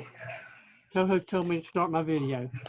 Thank you, Nancy, for that very informative presentation. I'm pretty sure that each person participating in this event today has come back with at least one idea to bring back to their clubs. thank you again for that presentation. Welcome back, everybody. I hope you had a nice break. We have a lot to cover in the next so many minutes up till noon, so we'll get right down to it. First off, our visiting officer today is Joy Newman. But before I get into that, I also want to mention that Chuck Wilson was supposed to do the invocation. He was having trouble getting logged on, but he is with us now. He is one of our current directors at large on the board. And now getting back to our president, our visiting officer's report, Joy is having some technical issues with her PowerPoint presentation that she was going to do work with. Aaron Insminger, our executive director, will give that report for her. And then Joy, who is with us, will join us afterwards for the Q&A session with Big Yabani and Aaron Insminger. And with that, I'll turn it over to Aaron Insminger. Well, good morning, good morning, good morning. For those of you who don't know me, I am Aaron Insminger. I'm your executive director. I'm thrilled to be here with two of my 7 favorite regions. Really missing seeing you all. I got a chance to see all of you last year and really missing being here with you in person. If my audio is not okay, please someone let me know in the chat, because I had to make a last second switch to use the microphone on the computer rather than my earbud. As Janice can attest in our regular Zoom meetings for staff, I have audio problems a lot, and I think something I think I mess something up every single time. So I am your executive director. We'll get it going. Janice, if you'll start me up, we'll roll with this as we go.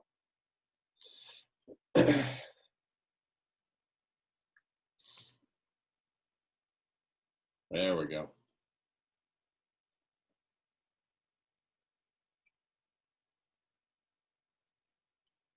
Thank you, thank you, thank you.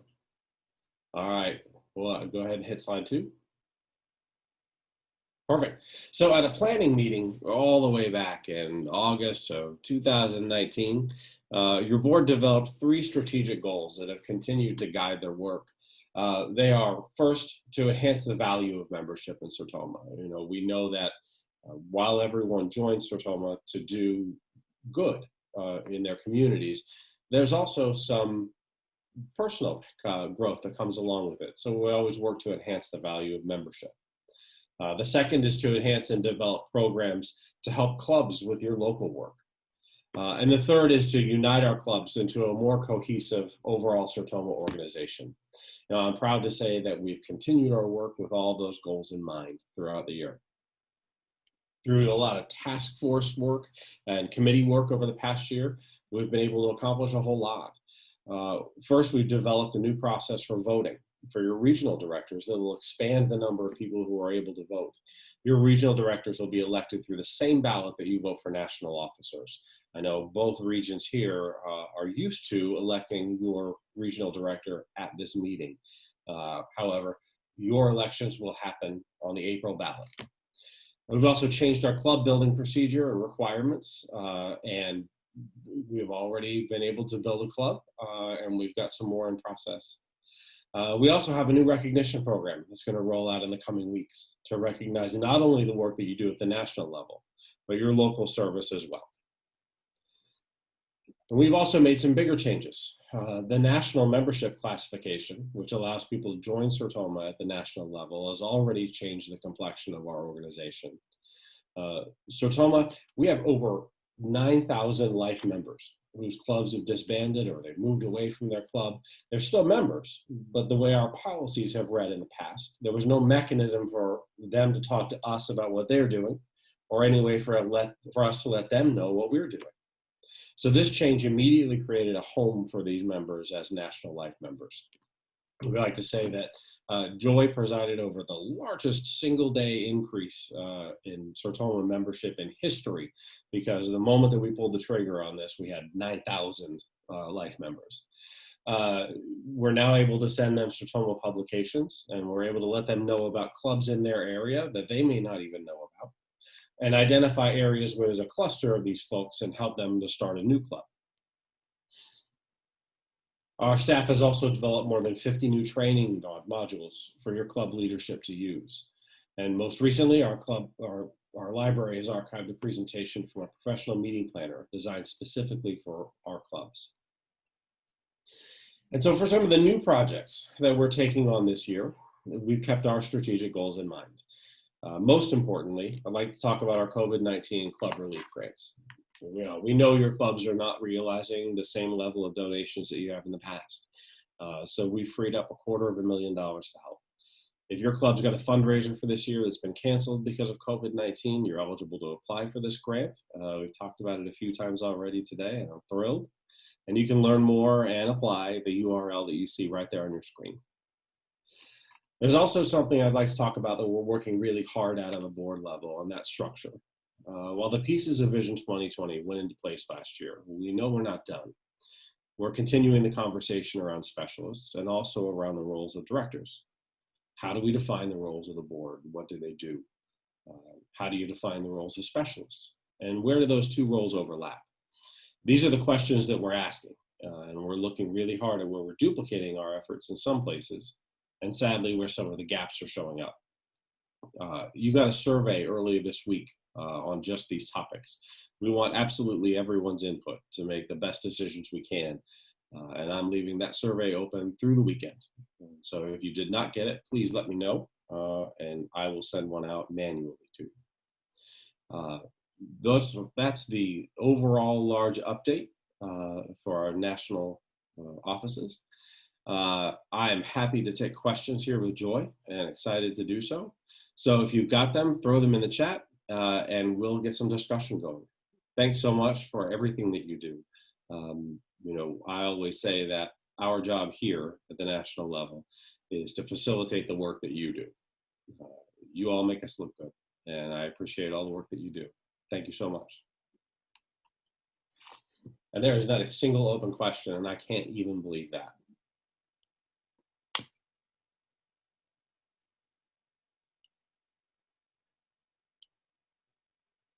I'm not that good at this, so I can't have answered everything. John, I'll get you a survey. John did not see a survey. I'll get it to you, John, before we're done today.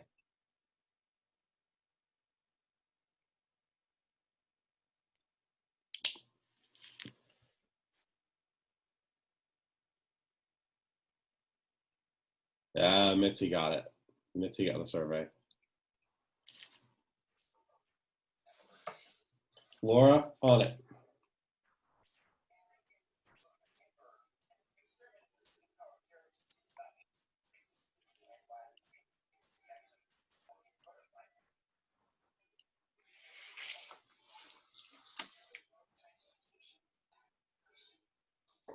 Maureen's got a question. Was the fund for COVID relief from the endowment funds? You are exactly correct. That is exactly what it's for. There's always some question about Sertoma and finances and money. When things come in when things came into those endowment funds, one of the things that we know is that they're donated for a specific purpose. And endowment funds are donated specifically for the charitable aspects and charitable activities of Sertoma. Since the COVID-19 are for charitable activities, they are things that we can use them for. So yes, that's exactly where it comes from. And I've got one from Steve Dawson. He's absolutely right. We didn't talk about model bylaws. That's another group that's going on right now. We have a new system that we're going to be taking live within a couple, I would call it 2.5 weeks, simply because we have audits at the same time. We've got a committee that's been working very hard at putting together some sample new model bylaws and policies. And this system will allow you to go online And select from drop-down menus what officers you have, what things that you do, where you meet, when you meet, and then generate your bylaws and policies for you that you can then make final changes to. I hear far too many clubs that are spending 3, 4, and 6, 9 months developing new bylaws. So we are hoping to make that job a lot easier for everybody. And he's right, that will go live in about 2.5, 3 weeks.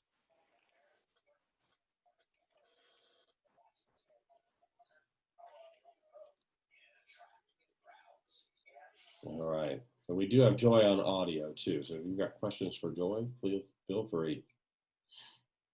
I can talk a little bit about the office too. This is always one of those questions: is everyone working virtually? Are you in the office? When everyone went on lockdown, we immediately went quickly, moved into everyone working virtually. In that process, we did a couple of different things, a couple of changes that will let us go virtual the next time. Our phone system is different. If you take a look online, each of us now has a direct line. There is, some of you might miss talking to Connie when you call in to talk to me, but Connie has her own number now. You can feel free to reach out directly to her.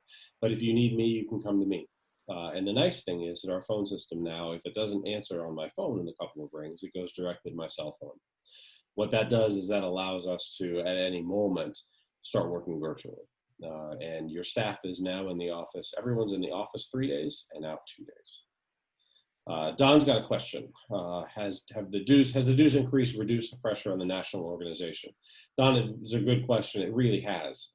We can do a lot of things on the fly now. Your own Dennis Saylor is in a video that you might have seen on Facebook, for example, talking about his video is the first in a marketing effort that starts with Brandy's blog, the 15 Reasons to Love Sertoma, that we talked about a little bit ago. And we were able to, on the fly, start targeting that video and throw some dollars at it to start getting more eyeballs, more clicks, more interactions. That's the kind of thing we couldn't have done a year ago. It wouldn't have been possible. But even in the last 36 hours that promoted post has been running, we've pulled about 120 extra people in to interact with that at the Sertoma site that we wouldn't have had before. So Don, it's that sort of thing that we're able to do now. You know, I always say that the dues increase took a $500 expense from being oh my gosh, what can we cut to do this, to, okay, we can do this. We just need to watch it a little bit later on. It changes the way we make decisions very much. So that's definitely true. All right.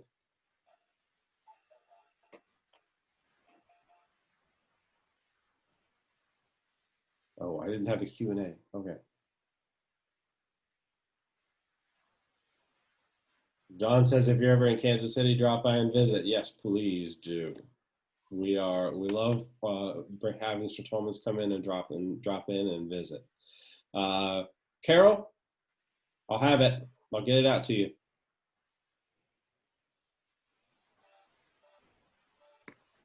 All right. John, I think we're good if we want to move on with the program, but please know that I'm here and in the chat and able to answer questions all day. I've got one more. Roger Spitz writes that you're in his second year of putting bylaws together. The national bylaws don't work for your club, and each club's bylaws should pertain to their own operations. Absolutely right, and that's our goal.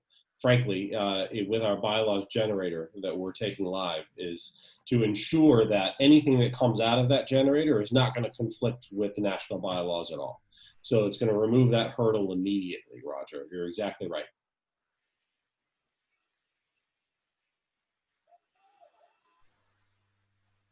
Thank you so much, y'all. I really appreciate it. And again, I'm here and I'll be around for the regional meetings later on as well. Thanks so much. Don, any plans to increase staff? Don, I don't have any plans right now. We're not quite there yet. But what I can share is that the staff for Hearing Aid Project has changed a bit. We have moved from 1 full-time staff member to 2 part-time staff members. And these staff members are also students at KU Med in their audiology department, which has had a really cool effect, which means that the 2 people who work on the Hearing Aid Project exclusively are studying to be actual audiologists. And in fact, one of them is 6 months away from being a practicing audiologist. It gives us a very different perspective on what we do, not only with the Hearing Aid Project, but we're able to use that for Sertoma's work as well. In fact, the second part-timer we just hired has a speech language pathology degree for her undergrad. So we have a lot of perspective right here in the office that we've never had before. So that's a change. It's been really cool. Surveys linking to the, are the surveys linking to the individual, or can you forward the email to your club? You can absolutely forward that email out. It's not individual to you. So you can send that to whomever you like and they can answer the survey.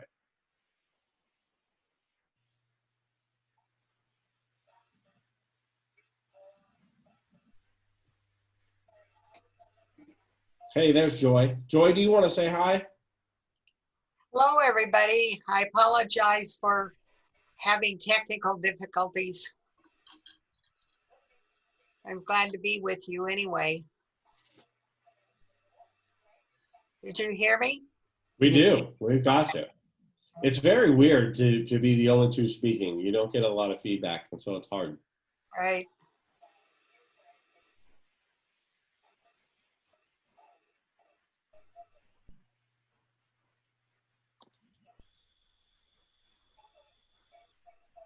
Well, thank you again very much. We'll throw it back to John and we can move on. Thanks so much. Well, thank you for that report, Aaron. And a little bit of a boom that we finished up a little bit earlier because we were squeezing in a lot in the next few minutes. So next up, with the annual fund campaign report for 2020 to 2021 are our region development specialists, Geneva Britt and Mitzi Jones. Geneva, Mitzi, the floor is yours. Thank you, John. Say a prayer. Mitzi's bringing up the video or the slideshow, I believe. Okay.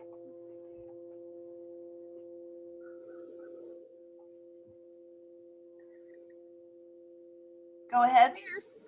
Okay, you need to share your screen for the. Didn't I do that? Nope, I'm seeing you.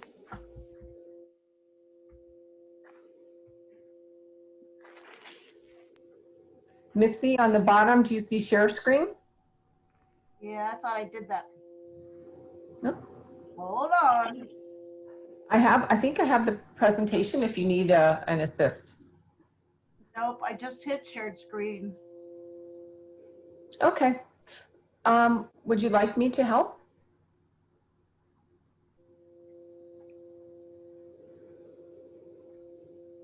Share screen. There you go. Is that doing it now? Okay. There. Wonderful. Yay. Yay. Thank you. All right, started. Okay, I'm Geneva Britt. I've been a proud Sertoman since 1993. Seeing the joy of the staff and the increased confidence of the campers each year at the North Carolina, Virginia, Maryland Camp Sertoma for deaf and hard of hearing children is one of the great things about being a Sertoman. Mitzi? And I'm Mitzi, and I'm on my 3rd pair of hearing aids, and I'm a breast cancer survivor. So Sertoma and Hearts and Hands missions are very personal to me. So I'm wondering how many of you can tell your friends what Sertoma's mission is if they ask. Sertoma's mission is to improve the quality of life today for those at risk or impacted by hearing loss through education and support. So now let me tell you where you come in. Here's all the ways that you're going to be able to help. Through the adopted agency, we can help nonprofit hearing health organizations through 2 grant programs. We have community grants that are between $2,500 and $5,000 for affiliate organizations. Plus, there's professional educational grants for $425 that enable affiliate staff members to attend conferences and trainings. Affiliate organizations are traditionally adopted by a Sertoma club who does pay the $200 annual fee. Our region was fortunate to have each one of us have 1 community grant winner. Sertoma offers 2 types of scholarships. We have the Hard of Hearing and Deaf scholarships. That's $1,000 that goes to an undergrad student with moderate to profound hearing loss. And then we have the Communicative Disorders scholarships, and that's $1,000 to a graduate student for being an audiologist or speech pathologist. Safe Ears is a prevention program for noise-induced hearing loss. The program strives to motivate young people and adults to act. Safe Ears is designed to be presented in schools, workplaces, health fairs, and community events. With the Hearing Charities of America, we have our advocacy program, A Sound Investment. That's a public awareness campaign that is advocating for induction loops for public address and amplified systems in public facilities for those with hearing assisted devices with T-coils. It doesn't pay for the induction loop, but helps people in the community to advocate for the inclusion of these loops. Different venue ideas are auditoriums, churches, theaters, schools, and community centers. Here, Sertoma provides direct services through our partner charity, the Hearing Charities of America's Hearing Aid Project. This gives low-income individuals access to hearing aids that otherwise wouldn't be able to pay for the cost. They collect used hearing aids and refurbish ones that are no more than 3 years old. But do please note that any hearing aid, no matter the condition, can be donated. And guess how we do all these services? That's right, it's through the annual fund gifts. Each gift does make a difference in the people's lives and in our Sertoma programs. And if you recall earlier, the $5 insurance does go to the annual fund.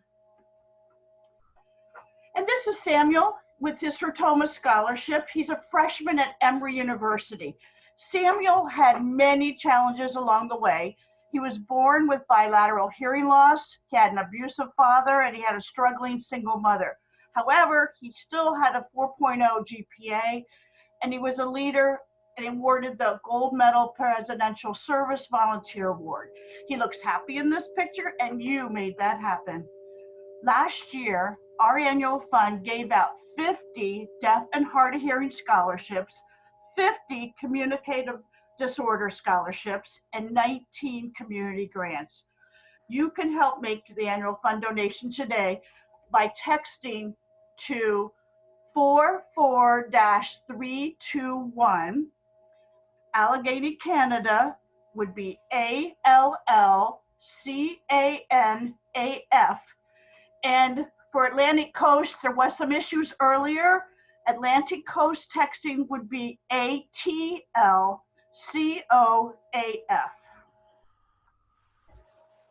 Now, the individual recognition program hasn't changed from last year. So you can see that there's the sponsor level would be $1,000 plus. We have a benefactor, patron, fellow, and other. And note, every dollar does count, so please help. Remember, headquarters can debit either your credit card or your debit card monthly. This would make you a sustaining member and you get a Sertoma tote bag. And I'm also told that if you renew each year, you get another tote bag. You'll notice that the blue, the fellow pin there is pictured. That's for anyone that makes a donation of $125 or above. If a member makes a patron, benefactor, or sponsor level gift, they get a tab to add to their pin. Clubs also get recognized for their annual fund gifts. We have the 100% early bird, which would be $25 per member by December 1st. You have the 100% club, which is $25 per member after December 1st. Then you have your 100% fellow club, your 100% patron club, your sponsor club, and your benefactor club. Also note that your clubs can use your sponsor funds to pay for this, to go to annual fund. And also, if your club has a memorial, you can get a memorial medallion if you have $500 in memorial donations for one of your members. Geneva? If every Sertoman was giving at the fellow level, that would mean that there would be over $1 million coming in to help America's Hearing Health Mission, and it goes back into the Sertoma communities across the country. Just think what kind of impact that would be. Now remember, you can donate several ways this year. You can text. The texts are at the bottom. Just remember, if you're Atlantic Coast, it's ATLFOAF. I did the wrong one earlier. You can go online. You can send a check to home office. Allegheny, Canada region has a goal this year of $10,000, and Atlantic Coast region has a goal of $27,000. Next slide.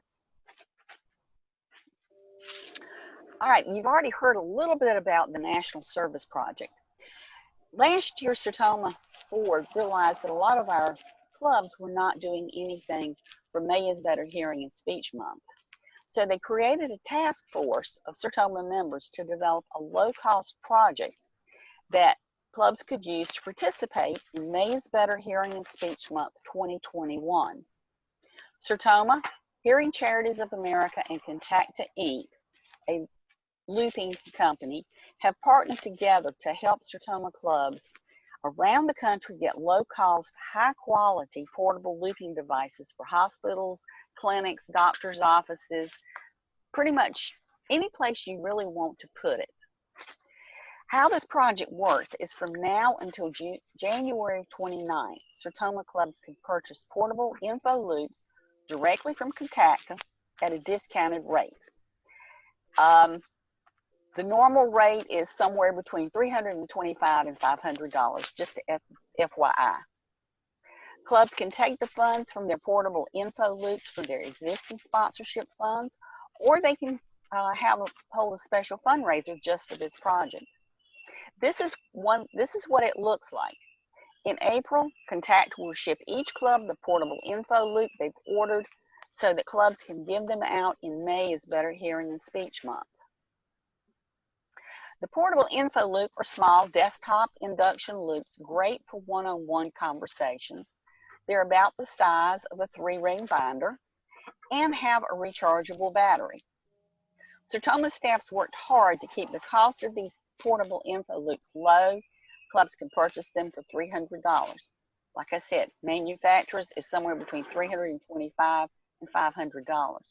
This is a great way for Sertoma clubs to get involved with the Sound Investment Program at a low cost, and it's a great way for your club to participate, make a difference in May is Better Hearing and Speech Month. If you've got questions about the national project, contact Brian at headquarters. Okay, there are other ways that you can help. There's Celebrate Sound events, Hearing Aid Project, Safe Ears, Sound Investments. The Celebrate Sound event is a national awareness raising and fundraising event created to help promote hearing health in our communities. Now, a Celebrate Sound event does not have to be a walk. Clubs have used this event platform in many ways, including a community picnic, climbing a mountain, climbing a volcano. I wonder where that happened. In these times of social distancing, Celebrate Sound can help organize a virtual event. Nancy Boylan was talking about that for the Raleigh Club. There's something new. Now the revenue split is 60% back to the clubs, whereas the old one was 50-50. Remember, Celebrate Sound supports Sertoma grants, scholarships, and your local community because 60% of that money stays with you. The Hearing Aid Project is a great way for your club to get involved with our partner charity, Hearing Charities of America. This is low cost to your clubs, but a great benefit to your community. The program provides refurbished hearing aids to low-income individuals. People with hearing loss tend to isolate themselves, and there's even some evidence that there's cognitive decline due to hearing loss. So let's improve the quality of life for people today. Clubs can hold a hearing aid drive or set up a collection center for hearing aids. They can recruit local audiologists to serve local hearing aid recipients. They can let other organizations in the community know about the Hearing Aid Project so they can refer people. You can do a Celebrate Sound event on the Hearing Charities banner and support the project. You can do a personal fundraiser to ensure at least one person gets a hearing aid. That's $500. You can include the Hearing Aid Project information at any of your events. Remember, any hearing aid, no matter the condition, can be donated. You can bring one of our national programs to your community. You can bring Safe Ears, which is the hearing protection for the churches or workplaces. You can do a sound investment, which advocates for induction loops. Headquarters has resources to help your club with each of these projects. And remember, next slide. Remember, your annual fund gift funds grants, scholarships, and national programming. Your annual fund gift changes lives, such as Samuel's. You can make donations either through the website, send a check, through texting, and remember, if you're Atlantic Coast, it's ATLCOAF instead of what's on the screen. Please help Atlantic Coast and Allegheny, Canada, reach their goals. Thank you for letting us talk to you today. Are there any questions? If not, I guess we'll send this back to John. Thank you.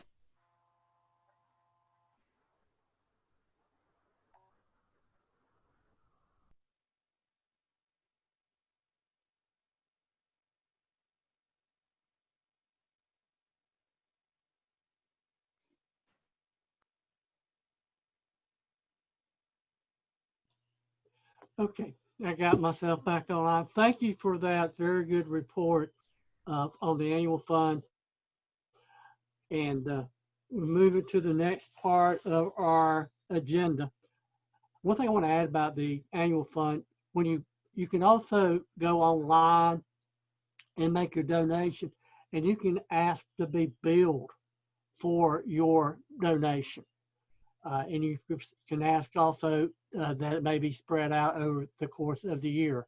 So that's something to remember as you make your pledge and as you make your donation today.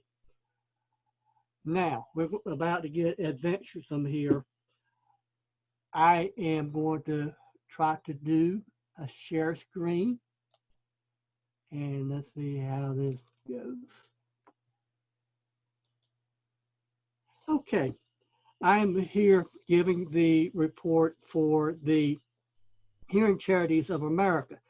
As you can see from that slide, or if you know, I am not Cheryl Cherney, the president.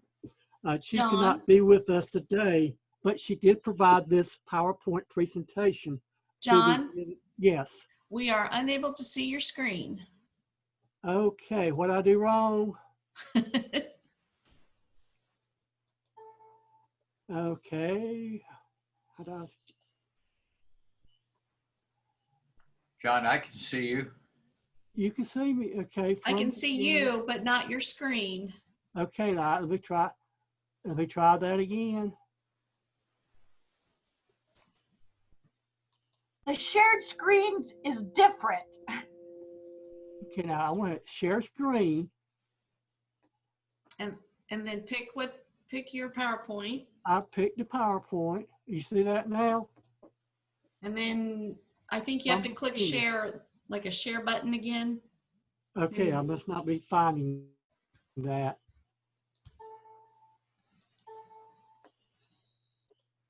Share button again, where that share button would be. Bottom right corner, maybe, after you've selected the PowerPoint. All right, I selected PowerPoint. I got the, and I do it from the beginning, and that still doesn't do it. Maureen, do you happen to have that one? I believe I do. One moment, please.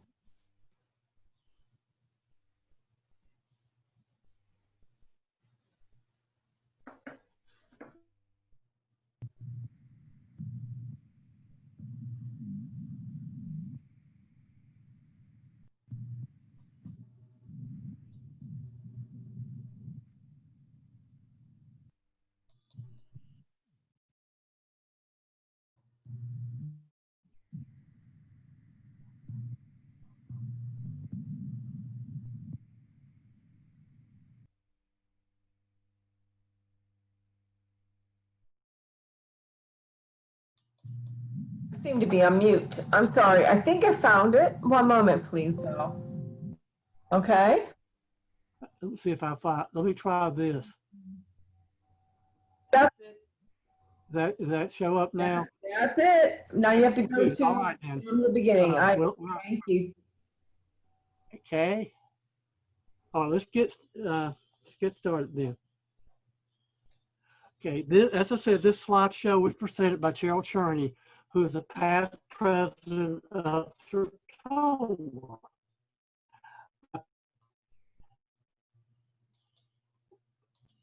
Oh no, don't tell me it's not doing it from beginning. There we go. All right, the number you see on your screen, 1,481. That is the number of lives that the partnership between Hearing Charities of America and Sertoma have changed for the better in the last year. Our staff in Kansas City has fielded 1,325 calls from people in all 50 states asking for help, and we have been able to connect them with national or local resources, many times Sertoma clubs, to get the assistance they need. And the Hearing Aid Project has directly helped 156 more people get fitted with new or refurbished hearing aids. The Hearing Aid Project was founded in 2016, and it is the signature program of Hearing Charities of America. Its singular goal is to help people who need hearing aids but cannot afford them or otherwise obtain them. And in the Hearing Aid Project's first 2 years, we were able to provide hearing aids for 71 people. And if I'm not mistaken, the first recipient is within the Atlantic Coast region in Columbia, South Carolina. The next year we gave out 114, and last year we helped 156 people. This year we hope to surpass 200 people helped. So what happens when someone contacts the Hearing Aid Project?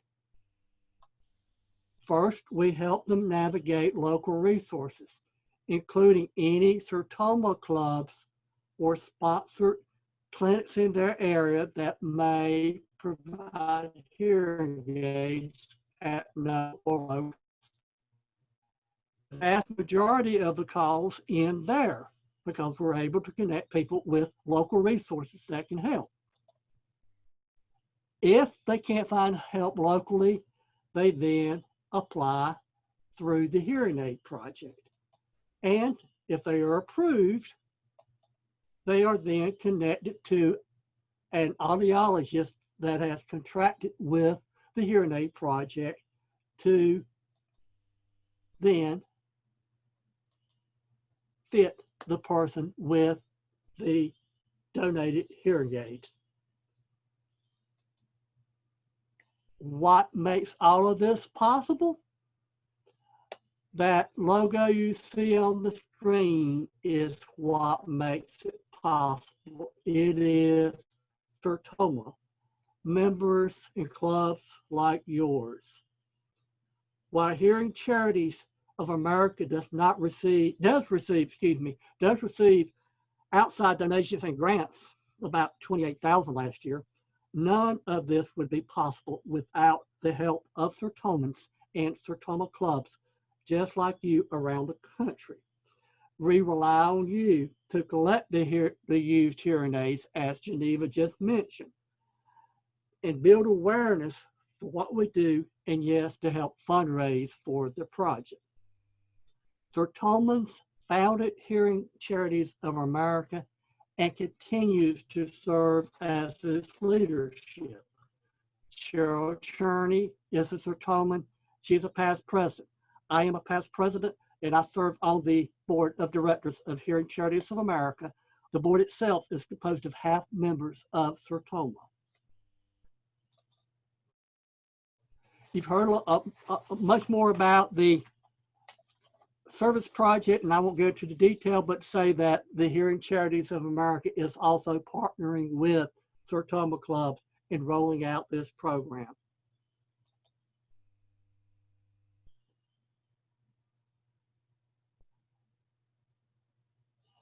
And what's next?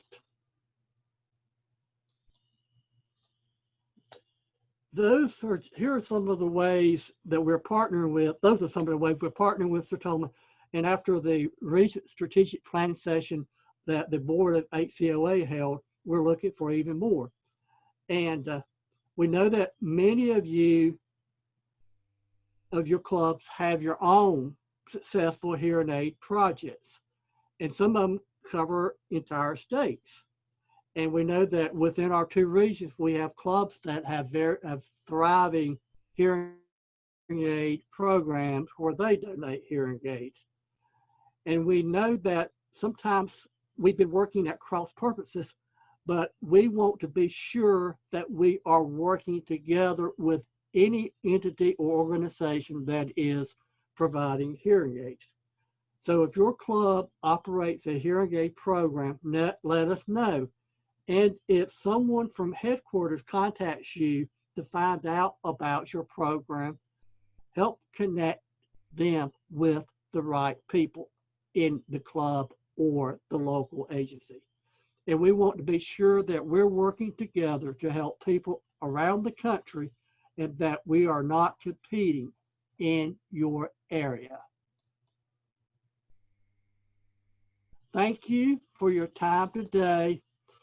It is my hope that we can take what we have talked about today and be proud. 1,481 people have received hearing aids because of the organization that you founded and have supported. And we're hoping with your help to do a lot more to provide hearing aids to people in areas without Sertoma clubs or communities that may have clubs, but the club does not have a hearing aid program. If your club gets a request for a hearing aid, the Hearing Aid Project is a resource you can turn to. And thank you for your time. Are there any questions?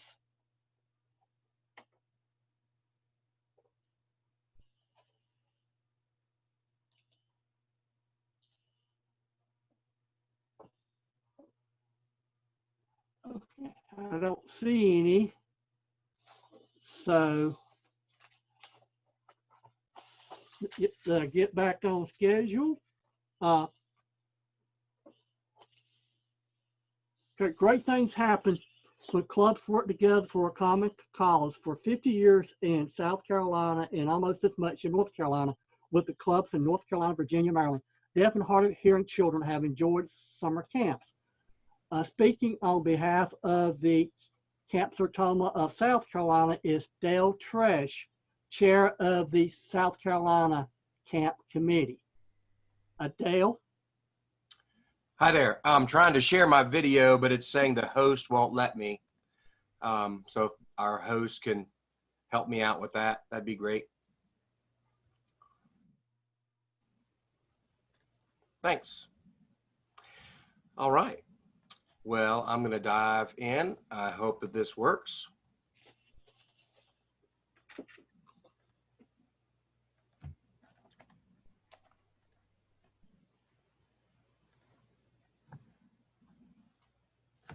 All right, we should be good. Let me know if we're not. 50 years ago, Sertomans of South Carolina felt disconnected and isolated. Clubs were not thriving. Sounds familiar a little bit to me. There was an idea to come up with a single statewide unifying project. It was then that the great experiment of Camp Sertoma of South Carolina was born. We're going to fast forward 50 years. Over 10,000 campers have come through our gates, heard our bell, been cheered and hugged and celebrated and made to feel like the most special person in the world. And for 19 straight years, every one of the 240 spots of camp has been filled. Those are really impressive numbers that we are proud of. But the number we're most obsessed with is the number one.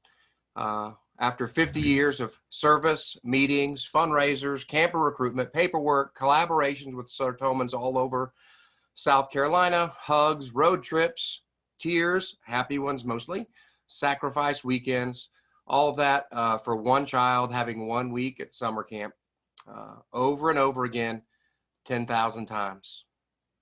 But not many of our Sertomans know what it looks like between Sunday, when we have anxious, timid children, and the Saturday of exuberant, confident, little green frogs singing campers that we hear talk about camp all the way home. So this is a hope, an effort to help our Sertomans be able to enjoy some of what happens between those two magical moments. From the gate, campers receive a different kind of greeting into a different kind of place. Inside our gates, it's safe to be silly. And because it's safe, there's no need to hide. Kids can be kids, and so can adults. Our bell can be heard down Charlie White Trail, and so can songs and cheers of counselors ready to pour their hearts out for another week of campers. Every imaginable detail is covered at check-in, from health history, food allergies, medications, head lice checks, pickup information, drop-off information. Every camper is given a wood cookie with their name on it, signaling they've already been thought of long before their arrival. Another way to make them feel special. We have a quick trip to the cabin, their new home away from home for the week, where every single item of clothing, shoe, hat, towel will be labeled and inventoried and assured that every single item returns home with their camper. And there's a banner with every camper's name on it that greets them, telling them the theme for our week. Each day, camp's going to look as much like family as possible. Everybody in the cabin helps clean up every day with the hopes of winning our Clean Cabin Award for the day. Meals are served family style. Every day starts with a flag raising and a thought for the day in a circle, and ends in a circle together as we sing our way home. Every day is packed with activities scheduled in 1 hour periods, giving a rhythm to each day. That might include archery, swimming in our awesome Camp Sertoma donated swimming pool.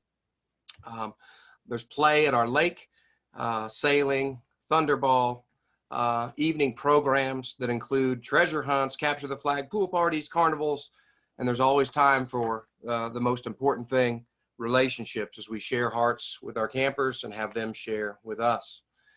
Every activity at camp is designed for fun, but also to challenge every camper to be everything they can be, to discover the greatness inside of them that we know is there and get to help them believe. And we're only to Tuesday. They get chances to traverse the high ropes course, plunge down the water slide, make two friends at every instance. By now, campers are starting to feel the magic that Sertomans and the team at the Outdoor Lab have cultivated for 50 years. Wednesday might bring canoeing, crafts, drama, practicing for the Friday night cabin skits. Thursday's activities might be swimming, heart work, camp out. Most of these things campers have never done before, including canoeing or sailing, camping out. Friday's our special day. We've got cabin skits, songs, awards. Campers still have fun. They're a little bit sad. They're starting to feel that their time of camp's coming to a close. Friday night, after their cabin skits, every camper is brought forward one by one and given an award by name for an achievement at camp during their week. It might be that they learned to swim, or becoming a leader, or spreading joy in camp, trying new things. Each camper is also given a hand-painted rock with their name on it, the year they attended camp, and a character trait that their counselors, their new best friends, saw in them, the strength and beauty and character that they saw in them. That rock is placed around the Sertoma tree that you can see now by the camper, and it's left there indefinitely. It's along with thousands of other rocks by now, and they're part of the Camp Sertoma family. You can bet next year when they come, they make a dash for the tree and find their rock, and to see if it's still there, and it always is. Saturday's our hard day.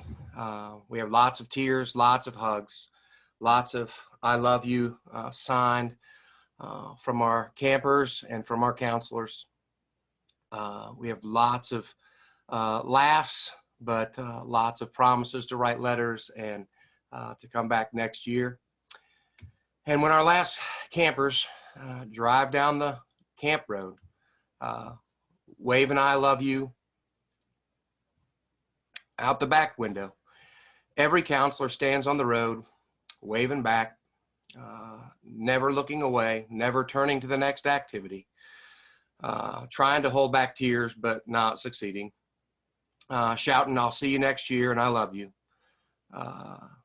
After that last car turns around the corner, you can see our campers and counselors have separated for the year. The counselors just kind of drop to the ground, cry for a while, but they got to get up, dust themselves off, wipe tears, and get ready for the campers coming the next day, where 40 more campers are coming. And that's what makes camp special. That's what makes our kids turn into what you see when you pick them up on Saturdays.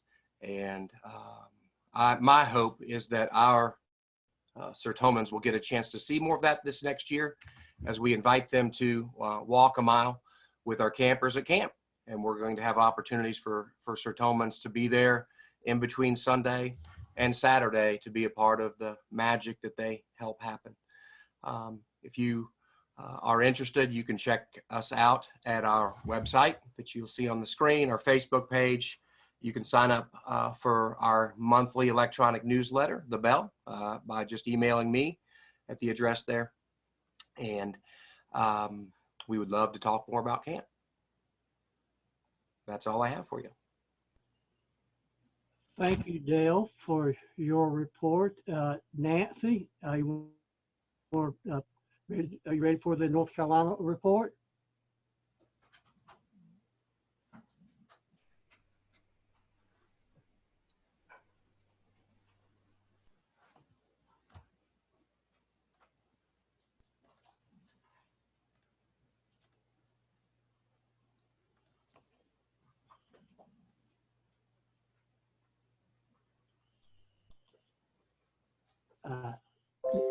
I'm ready. I need to be able to start my video. Okay.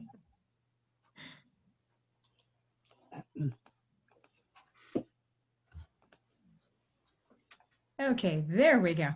Okay, Dale gave a great presentation on South Carolina. And for our friends from Allegheny, Canada, you have Camp Sertoma just outside of Binghamton. That is owned by the Binghamton Boys and Girls Club. And then you also have your fantasy baseball camps. So the reason why we have two Camp Sertomas in the Atlantic Coast region, it's because of our original regions. So South Carolina clubs, they were their own region, and then they support the South Carolina Camp Sertoma. The clubs in North Carolina, Virginia, Maryland support and are the volunteers for Camp Sertoma for deaf and hard of hearing children in North Carolina. Our North Carolina camp has been around for almost 40 years. Our camp is held at a 4-H camp. We've had some changes in location over the years, but we are currently at Millstone 4-H camp, and we enjoy a phenomenal relationship with them. Our camp is for deaf and hard of hearing kids. It is a 1-week residential camp, and our campers are ages 8 to 16, and they're divided into 2 groups. The 8 to 14 of their one group, the explorers at main camp, and then the 15 and 16-year-olds, those are the adventure campers, and they are off-site for a good chunk of the week. We have about 100 campers each and every year now, and we hire 40 deaf, hard of hearing, and interpreting staffers. That is in addition to the 4-H staff who provide the programming. Our week of camp is always the hottest week of the year in North Carolina. Maybe that's the week that I miss New York, but it is always the hottest week of the year. It is a week that is both exhausting and exhilarating for everyone. And campers arrive on Sunday afternoon. They leave Friday morning. So much happens during the week. There are new friendships, just like the South Carolina camp. There's all the same activities. There are friendships made, lifelong friendships, new best friends. When Friday morning comes and campers leave and then staff leave by noon, everybody is exhausted, but they are immediately geared up for next year. We immediately start planning for the camp in 51 more weeks. And then, and it's just so much fun. So I'm going to share with you a 67-second video produced by North Carolina 4-H. So bear with me just for a second.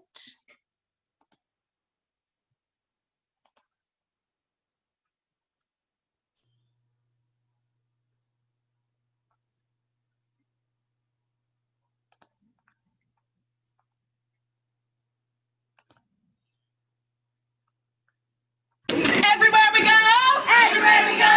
people want to know who we are, where we come from, So we tell them, we're from Deaf Camp, Sertoma 4-H Deaf Camp, And if they can't hear us, we yell a little louder, Everywhere we go, people want to know who we are, where we come from, So we tell them, we're from Deaf Camp, Sertoma 4-H Deaf Camp, And if they can't hear us, we sign a little bigger,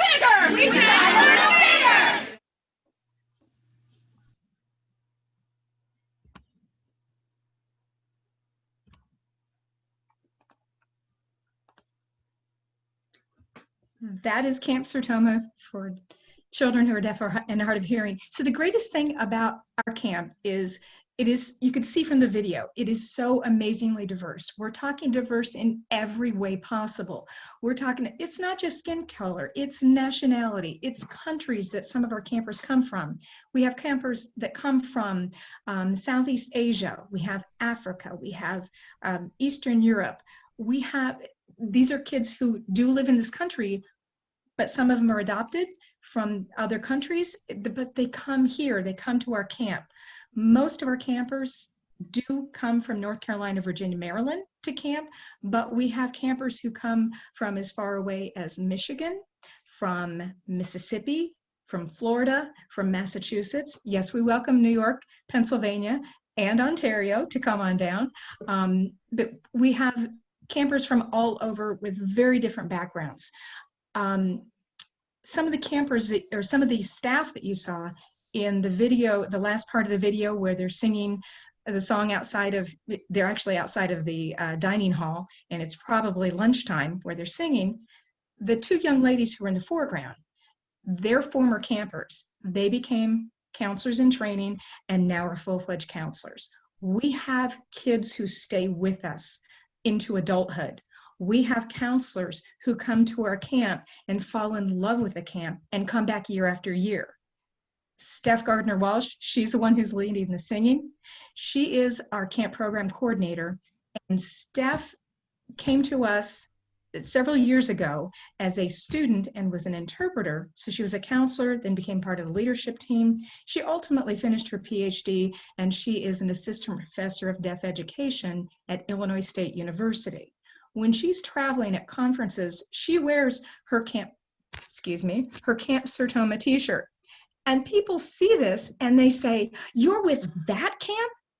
That is an awesome camp." So we have a reputation across the country. I don't know how, but it's because our camp is where lifelong friends happen and it's where magic happens. So we absolutely love it. And if you ever want to check out camp, give us a shout and we can make arrangements. Thank you. John? Yes, thank you, Nancy. Running a little bit behind schedule. But anyway, just quite quickly, hopefully we can do this right quick. As is customary at regional conventions, an opportunity is offered for those seeking to run for national office to announce their intentions. I believe we have more than one person in attendance who is wishing to announce.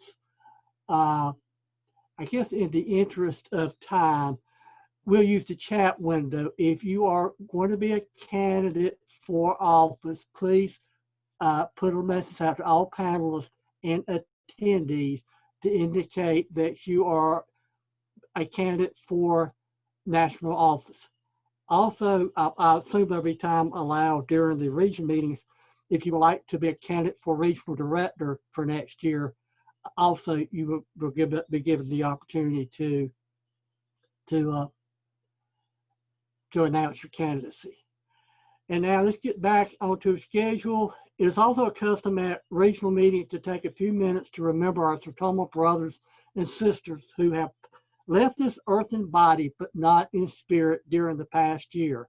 Leading us in remembering our departed are B. Gabani and Nancy Borland.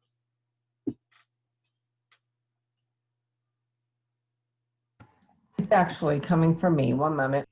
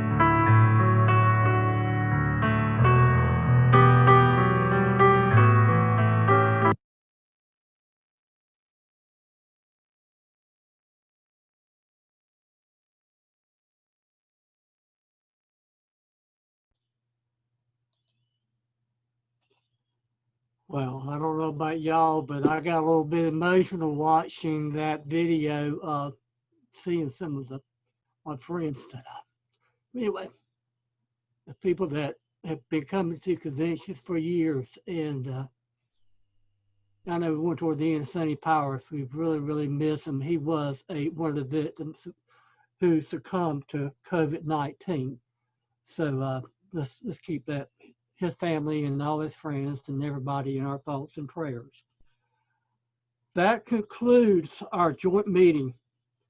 Don't just leave your materials on your computer or smartphone or tablet. Share what you have learned with your club members.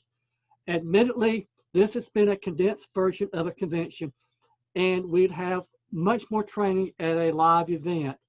Let's use this event as a kickoff for a much greater event next fall. The background on my screen is sunrise at Virginia Beach. So just imagine that could be you enjoying that sunrise next year at the ocean. Thank you to everyone for hanging with us, for putting up with all our technical difficulties and all the big little quirks we've had this morning. And thank you also to all of you who are attending this event from other regions. We are represented far and wide, all the way to Hawaii, as has been mentioned earlier. And thank you for taking time off from your Saturday to participate. And at this time, we will divide into separate groups for our respective region business meetings. Log on information for each region's meeting will be displayed on the screen and or on your chat box. And an email, I've been told, was also sent with the log on information. Is that correct, Janice? I want to make sure I'm not misspeaking.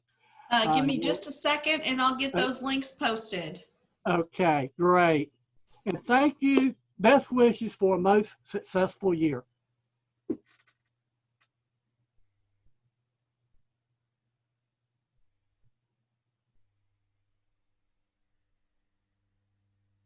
And I am proud to be a Sertoman.